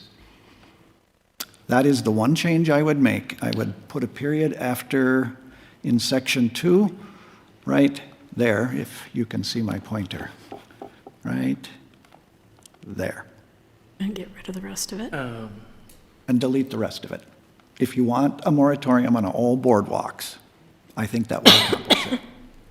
I had heard a couple of comments on wetlands.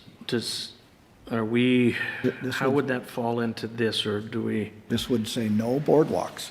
And so if you can't access the lake except, It would give us an opportunity to incorporate wetland issues Yes. into the, okay, that's all, Which affects the DNR. right. Mr. Chair and to Administrator Hool, do we have to define the difference between a boardwalk and a dock? do you have a definition for a boardwalk? We do. And one of the things I was going to bring up is, I'm not sure, I know you brought up the example of the dock going below the OHW. I'm not sure this ordinance would prohibit docks or from a permanent piling in the bed of public waters, because our ordinance controls that which is above the OHW, but I'm going to defer to Tim in case he says I'm wrong. So I just want to be clear on that our permitting for boardwalks and our planning and zoning is anything above the OHW. So yep, that would cover wetlands, but sometimes wetlands are in public waters too, and that's just one of those things. And then this also doesn't unilaterally ban alternative access lots. I'm not sure if the board had that as a consideration as well. Would the plating process cover the issue of the controlled access There's lots? probably enough controls that we put in place that it would make it very unlikely we would ever see a alternative access lot, because you basically need to plat it and you need to put a boardwalk in, but that's just point of clarification. Okay, it's up to you. Mr. Chair, Commissioners, just looking at our website, I typed in the word boardwalk, and our form does come up. It says where wetlands exist adjacent to lakeshore, boardwalks are an approved option for accessing the lake. The definition or the wording that you might need might actually be in the document that we have. We actually have our sign on it. It's wetlands crossing / boardwalks. So the information might be out there already defining the difference. And Commissioner, that's one thing I thought of is, are we going to end up playing word speak with some people that are trying to get around it? But this is what I envision for enforcement part of it, is exactly that. A boardwalk is going across not an open body of water, not something that's accessible by a boat. It's a means to an end, to get there. So I think the definition might already be out there. Just an add, thank you. Are we comfortable with? Mr. Chair, first, the motion would be in order to enact a moratorium. You have a proposal in front of you. That would be the main motion. Then, if you wish to modify what's in front of you, a motion would be in order then to modify what's in front of you. I'll make the motion to declare the moratorium. I'll second. All right, motion by Commissioner Barrows, second by Commissioner Brecken. And now, a motion would be in order to change the scope of the moratorium, however you deem appropriate. I would make a motion to expand our moratorium to include all boardwalks across wetlands. And Mr. Chair, Commissioner Brecken, to clarify, are you proposing in Section 2 to put a period after Crow Wing County and to delete the rest of that section? Correct. Okay. Second. All right, so we have a motion by Commissioner Brecken, second by Commissioner Franzine, to amend the current. Is that large enough? That is my question. and It's what I concern. heard you say. So I think it is. My concern is that we don't have some other definition of something that will cross that wetland. We do all this work in this county to protect our lakes. The Pine River watershed's a perfect example. The Mississippi watershed that'll be coming forth in a few months here. We do all this to protect it, and our economy in this county is predicated on tourism. And we're down to these kind of fringe lake shores. Watch my fingers, because that's really not lake shore. But that's what we have left to really sell or develop. And I want to make sure that we know what the impact is to those lakes when we start dredging across these wetlands. That, to me, causes a real problem with how we're, on one hand, we're trying to say we're taking care of our waters, and on the other hand, we're digging the daylights out of the bottom of these lakes. I just have an issue with that. I think that I want to make sure that we haven't left a loophole for somebody to come in and say, I float one across there. So that's what you're saying, above the OHW. I don't want anything going across that wetland until there's a study of the impacts of what we're doing to the quality of our lakes, so that we can actually determine what is the best direction to go. Yeah. Personally, I would go in no direction. There wouldn't be one, but I realize that a study would be important to determine that outcome. And Mr. Chair, if I can ask, Jake, the DNR oversees the wetlands. Am I correct on that? No. Below the Below the OHW, correct, but Right. above it, we administer that. And to the point that was brought up about, well, if I can't get a boardwalk, maybe I'll just fill it, because you're allowed an exemption to fill some wetlands. You would need to expand it further then to not allow any walkway in a wetland, no matter what. I mean, you'd have to, there's always that, at what point is. Mr. Chair, yeah. members, Yeah. every rule you write, someone's going to work Right. really Challenge hard it. to find a way to get around that rule. I think we understand what it is that your intentions are, and someone's going to need to sue us in order to get what they want if we believe it is not consistent with what your action is. They will need to sue us. With that, I know that Mr. Severson represents a lot of people, and I guess I would just ask if he's comfortable with the moratorium as it sets with the additional. Yeah, I would respectfully request that the language be any and all boardwalk or development of access points above the OHW. That would capture a lot of the concerns that Jake brought up as well. And I would also go to the next point and place a hold on any further processing and/or approval of any pending or new applications for alternative access lots. Seems like there's really no harm in adding that. It's part of what we're studying anyway. So yes, please broaden that language. Be lawyers about it. Say any and all. Say access points, all ways of development to OHW.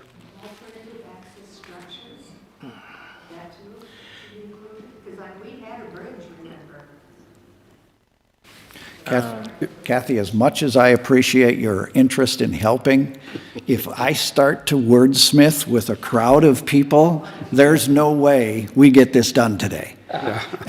And so I would ask that we try to confine that to just staff at this point. Mr. Chair, what I could suggest, and if somebody wants to put this in the form of a motion, there is a motion on the table to amend it. That's still in question. You could also have a motion to amend it to put the period after Crow Wing County to add for any further processing and/or approval of any and all pending or new applications for a boardwalk and attached dock systems in the shore impact zone of shoreland districts within the boundaries of Crow Wing County. You would add a sentence that says, we would also prohibit any new access across wetlands, and we would prohibit any shared access lots. That got recorded, and so whatever it is I just said, if that's the motion, we'll go back to the recording and make sure we get it right. Good idea. I'll support that motion. All right. Rosemary? Yes. All right. So we have a motion and a second Motion and a second. for New language. New language. The third one, by the way, so that's okay. We'll work our way backwards from the Okay. three motions you have on the table today. all right. First so- one is the amendment that I just gave you. Trees. There was just one amendment, though. We'll go back and look at the tape, Mr. Chair. It's actually, We have- there's three things in there. We have a main motion, and then we have a secondary motion, and we're voting on the secondary motion with all of the amendments that he just said. That'll work. Is that right? Yep. Does that please the mover and the seconder of the Yes. amendment? Yes. Okay. Then it is a Commissioner friendly Breck- amendment. Now you only have two. Commissioner Brecken? Aye. Commissioner Coring? Aye. Commissioner Barrows? Aye. Commissioner Franzine? Aye. Commissioner Hoag? Aye. And now the main motion to enact the moratorium, Mr. Chair, with those amendments. Commissioner Coring? Aye. Commissioner Barrows? Aye. Commissioner Franzine? Aye. Commissioner Brecken? Aye. Commissioner Hoag? Aye. There. Okay. Mr. Chair, Gary has some information for you on property value changes that are going on around us. Thought it would be useful for the public to know about that. Do you want a break? Yeah, let's take a 5 Okay, again. we'll take This is, Do you want him to go? Teresa's still firing up the space shuttle. Okay. All right, we are back in session. Did we want to move something, Tim, or? I think we got enough time. Okay, all right, so Gary? Good morning, Mr. Chair and Commissioners. I know it's been a long meeting. I wanted, we sent out the valuation notices and tax statements here the end of March. It has been a busy spring with the amount of increase in valuation that this county has experienced, and we fielded a very high volume of phone calls and people stopping in at our counter.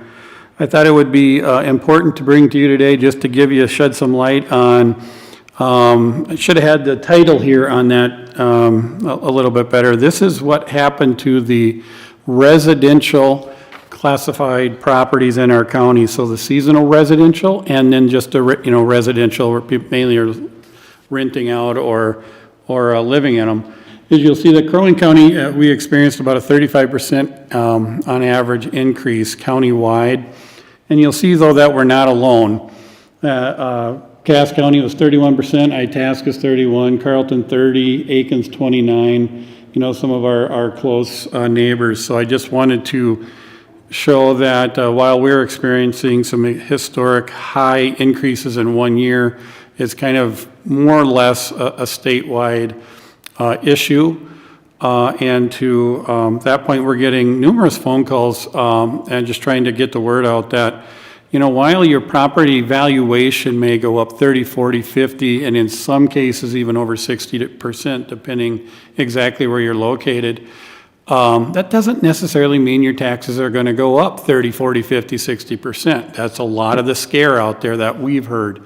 I think you guys know better than even I do that the main driver of those property those property taxes will be, for the most part, government spending at the local levels with your county, cities, school districts. And there's lots of different factors that play into that with you get more or less government aid, you have more or less people paying property taxes. Like in Crow Wing County, you have 212 a million more in new construction that's going to be on the tax rolls for next season. But just thought putting it in this perspective would help and maybe help folks out in the community know that it's not just a Crow Wing County issue. It's larger than that. Take any questions. I'm trying to be brief. Any questions for Gary? Good luck. I think that what it's going to reflect is you're going to see more folks at the local boards of equalization. Yes. You're going to see more folks at the county board of equalization. And it is because these are shocking increases. It is a reflection of what's happening in the larger market for real estate. We're more popular than everywhere else, but everywhere else is also popular. All right. All right, Mr. Chair. Commissioner Coring. Yeah, I don't want to prolong this too long, but I have been, I think we've all been fielding a lot of calls from different people that are quite concerned about this. And I cite my own example that my home on South Long Lake went from $260,000 to $385,000. But I tell them that last summer, me, chatty, I was chatting with some people that were down the road looking to buy a house and explaining things about the lake. And they came over, I showed them my place, and I told them, I said, from what I paid for it and all the improvements, I said, I got about $450 into it. And she says, well, I'll give you $450. So, just the value that we have on, well, don't raise mine up to $450, Gary. That's not that. But I'm just pointing out the fact that when people come to the county board and are going to say that their valuation is too high, just be warned that my first question always is, would you sell it for that? Well, in my case, I certainly would not sell it for that, but the county's got it appraised at, because I think you're off on a little that, but I think a lot of people, it's the same case. So I know I'm kind of rambling on, but I just wanted to give that thought in my head. Thanks. Thank you. And Gary, I know like you said, you're fielding a lot of calls, and I appreciate you and your staff addressing those and trying to temper the flares a little bit. So this has been probably far so many calls than we have in the future. So I appreciate it to all the help you're doing out there. So, any other questions? All right, thank you. Thank you. Thanks, Gary. Let's see. I think we're 14 at the one. county sheriff. Mr. Chair, Commissioners, I bring with me today, and hopefully we can kind of rush through this with Gary too, Lakes Area Drug Investigative Division Joint Powers Agreement. It is a JPA, and I know there's been history with JPAs, but I see this as a win. What we're looking for is a one-year agreement with Baxter and Brainerd for our drug team, if you will, Lakes Area Drug Investigative Division. And the basis for this really is to make sure that we can, we have a structure in place where all three teams are recognized, all three entities are recognized, working together as a governmental agency for oversight, number one, and then also, the team members that Baxter currently has in place and Brainerd is planning on bringing on in the very near future. The reason that I asked for and we were able to work out a one-year agreement was basically a kick the tires plan, just to make sure that it's something that we're all comfortable with. It is a short commitment, but it also gives us a time frame for when the next VOTIF, which is a Violent Offender Task Force grants, come up, which is in every other year. And it gives us an opportunity to have this in place when we want to apply for a VOTIF grant in the future. So we'll have this is one of the documents that, or one of the requirements that we have to meet with them. Not much has changed. I'm comfortable with it. It has been my understanding, and Mr. Hool, please correct me if I'm wrong, it has been approved by both city agencies, by their attorneys or representatives, and also has been approved. I have firsthand knowledge that Don Ryan has looked at this and approved it also. So with that, any questions? But I am looking for a decision from you as a board for moving forward with this. Thank you. Scott, I had one question after reviewing that I believe Tim has answered, but this is opened up to all departments. Is that correct? It is, yes. But it's up to them, and they're aware of this program, of course. Yes, and the uniqueness in this versus our agreements that we had in the past is we're looking for one of the area police chiefs to have a seat on our board. Someone that's not involved as a member, not bringing a task force member forward. But if an agency, if any agency within the county wanted to come forward and say, we'd like to be part, we'd like to supply a person, great. And that's part of what we're looking for towards this VOTIF or this grant proposal that will move forward is what could we provide for resources of current structure? What could agencies maybe look at providing by grant dollars, and then also partnering with, as an example, Cass County. We border Cass County, we border every county around us, I understand that, but our main thoroughfare is 371 North. We border Cass County, and I think that would be a future endeavor that would be very beneficial for both. Okay. Okay, Scott, I do have a question. Like this is for Crow Wing County, Brainerd, and Baxter. Correct. What if Crosby or Pequot or someone else wanted to come on? Would we have to redo this? Yes, and my proposal for that would be this is a one-year agreement, and in that time frame, we would basically vet out interest, non-interest. If we see someone coming forward when we built our next one 1 year out, absolutely we would move it forward.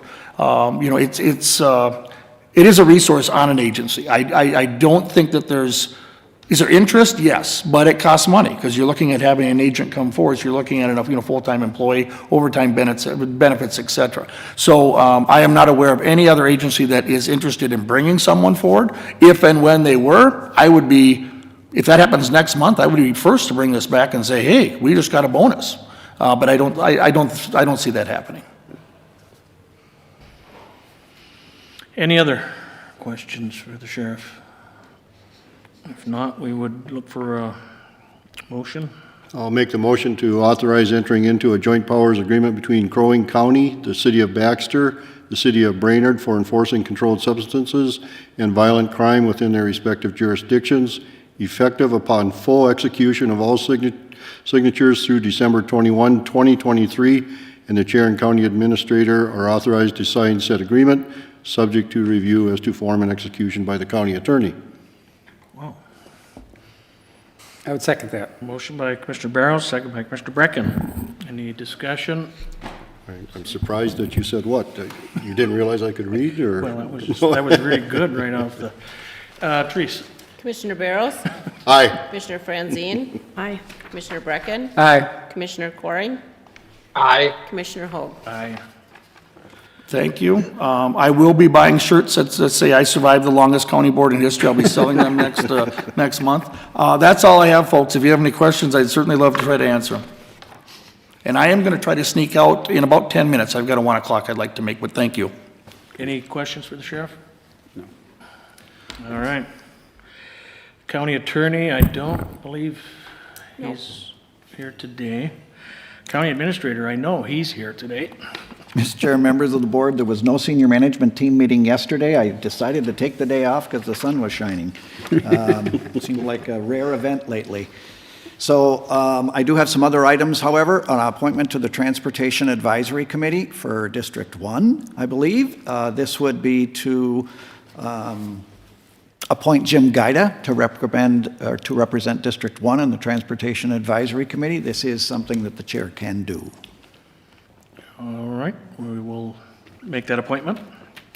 Mr. Chair, members of the board, we also have a request for board action in your packet to appoint Darrell Palmer to fill the vacancy on the Airport Commission. That's to replace Don Jacobson, and for a term expiring 1/1/23. That does require a motion. I'll make that motion. Second? Motion by Rosemary, or by Commissioner Franzine, second by Commissioner Barrows. It's been a long day, I'm sorry. Commissioner Franzine? Aye. Commissioner Brecken? Aye. Commissioner Coring? Aye. Commissioner Barrows? Aye. Commissioner Hoag? Aye. Next. Mr. Chair, members of the board, also enclosed in your packet is a request for board action to set a public hearing date for a petition that we have received to vacate Mallam Road. Please don't ask me where that is, but it is in the first assessment district. And these are requests that we get from others on the outside. We are developing an internal process to get comments from the county sheriff's office, from land use planning, make sure that we get you appropriate comments. So you should see that with this one. But it is to schedule the public hearing for June 28th. All right. Mr. Chair, will you authorize that public hearing? Oh, we don't need a motion, or? A motion is fine, too. I'll take a motion, I'll take an authorization. I'll make the motion to set the public hearing date for the vacation of Mallam Road to June 28th, 2022. Second. Second. We have a motion by Commissioner Barrows, second by Commissioner Coring. Therese? Commissioner Brecken? Aye. Commissioner Coring? Aye. Commissioner Barrows? Aye. Commissioner Franzine? Aye. Commissioner Hoag? Aye. Additional business, I understand. I have a couple, thank you, Mr. Chair. I have a couple items under additional business. The first one is a letter of support. We've been asked by Mr. Riffle from the YMCA to join him in a letter of support for additional grants that he'll be looking for the child care development that the YMCA is doing. You know, we supported them through the CARE Acts and the ARPA dollars, and this is to support our workforce in Crow Wing County. So I would ask support from the fellow commissioners to sign that letter of support so that they can go after some additional grant dollars. So I'm looking for a consensus, I guess, on that. Or do we need a It's motion? just an ask for a letter of support, not any Right. dollars. There's no more dollars. I could live with Given our history, I think a motion is just to be clear. that. Okay. All right, I will make the motion to authorize a letter of support by the Crow Wing County Board to the YMCA with respect to child care grants. Second. All right, a motion by Commissioner Barrows, second by Commissioner Franzine. Any discussion? Seeing none, Treese. Commissioner Coring? Aye. Commissioner Barrows? Aye. Commissioner Franzine? Aye. Commissioner Brecken? Aye. Commissioner Hoag? Aye. Mr. Chair, the second item I have is regarding the PILT payments that we receive from the state of Minnesota. Currently, we are one of the lower ones to receive, in terms of the dollars that we receive, less than $5 an acre. We're part of the northeast area. There's a group out there, a Joint Powers Group, the North, let me get this right for you. It's called the Northern Counties Land Use Coordinating Board, which is 11 counties up in the northeast quadrant of the state. They have about 65% of the state-owned land. If you include the counties from Crow Wing County going north, there's about 95% of the state-owned land in that portion of the state. Unfortunately, we get a flat rate for our property, whereas other areas chose to go with 3/4% of the state. And they get so theirs fluctuates, and it's at a much higher rate. I think they're getting around $39 an acre, if I read their information correctly. So what we're asking for is support to push or assist our state electeds to address the deficiency in the payments of PILT. And what we're looking at, there's like five proposals that they have? Yes. And the main one that I'm interested in is their number one, which would raise it by $1 for our particular area. Translates into approximately, over a 10-year period, $1 million to $1.5 million for Crow Wing County. That's significant dollars. And so I would ask that we support or develop a letter to our state electeds to ask them to address and correctify the difference between what I'll just call it the metro areas get versus what the rest of the state gets for these state-owned properties. And with that, do we have to have a motion for that too then, I would assume? So I'll make that motion to develop a letter to our state electeds asking for support for addressing the deficiency or the differences in the PILT payments to the counties that did not take part in the 3/4% of 1% that other counties chose to participate in. I think that's long enough. Second. Motion by Commissioner Barrows, second by Commissioner Franzine. Any discussion? Commissioner Coring? I just want to let you know I'll be supporting this motion to correctify the. All right. Treese? Commissioner Barrows? Aye. Commissioner Franzine? Aye. Commissioner Brecken? Aye. Commissioner Coring?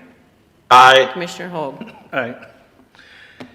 One other item. I just want to bring the board up to date on the SCORE grant. If we get that one moved through, that's $30 million that'll come back to the SCORE grant, and I know there's a formula for the distribution of those dollars, but if you just use the hard numbers that we're looking at and you divide that by 87 counties, for Crow Wing County that would translate into $366,000. Now I know that's probably not very accurate, but that's significant on top of the 186 that we received. If we go back to 2020, we received 186, but the problem is we spent $1,043,000 in 2020. So there's still a big difference there, but that $30 million that's currently going into the general fund, we're asking for that to come back to the SCORE grant and be distributed according to whatever their formula is, So I just wanted you to know that that's still in the can get done process with the Senate and the House. We'll see how it translates by May, 20-something, 23rd, when the session ends. That's all I have. You sure? Well, All right, don't hang around too long, I Now might find something. That's part of the meeting. Mr. Chair, I think Commissioner Barrows forgot one thing. He neglected to say that yesterday was National Pet Day. National Wear a Star Day. I don't know if it's a very significant day, but we certainly have everybody know that that's what it is today. So I think that's all I have. Motion to adjourn? Second. Motion by Commissioner Franzine, second by Commissioner Barrows. Teresa, if you would. Commissioner One last Franzine? time. Aye. Commissioner Brecken? Aye. Commissioner Coring? Aye. Commissioner Aye. Barrows? Commissioner Hoag? Aye.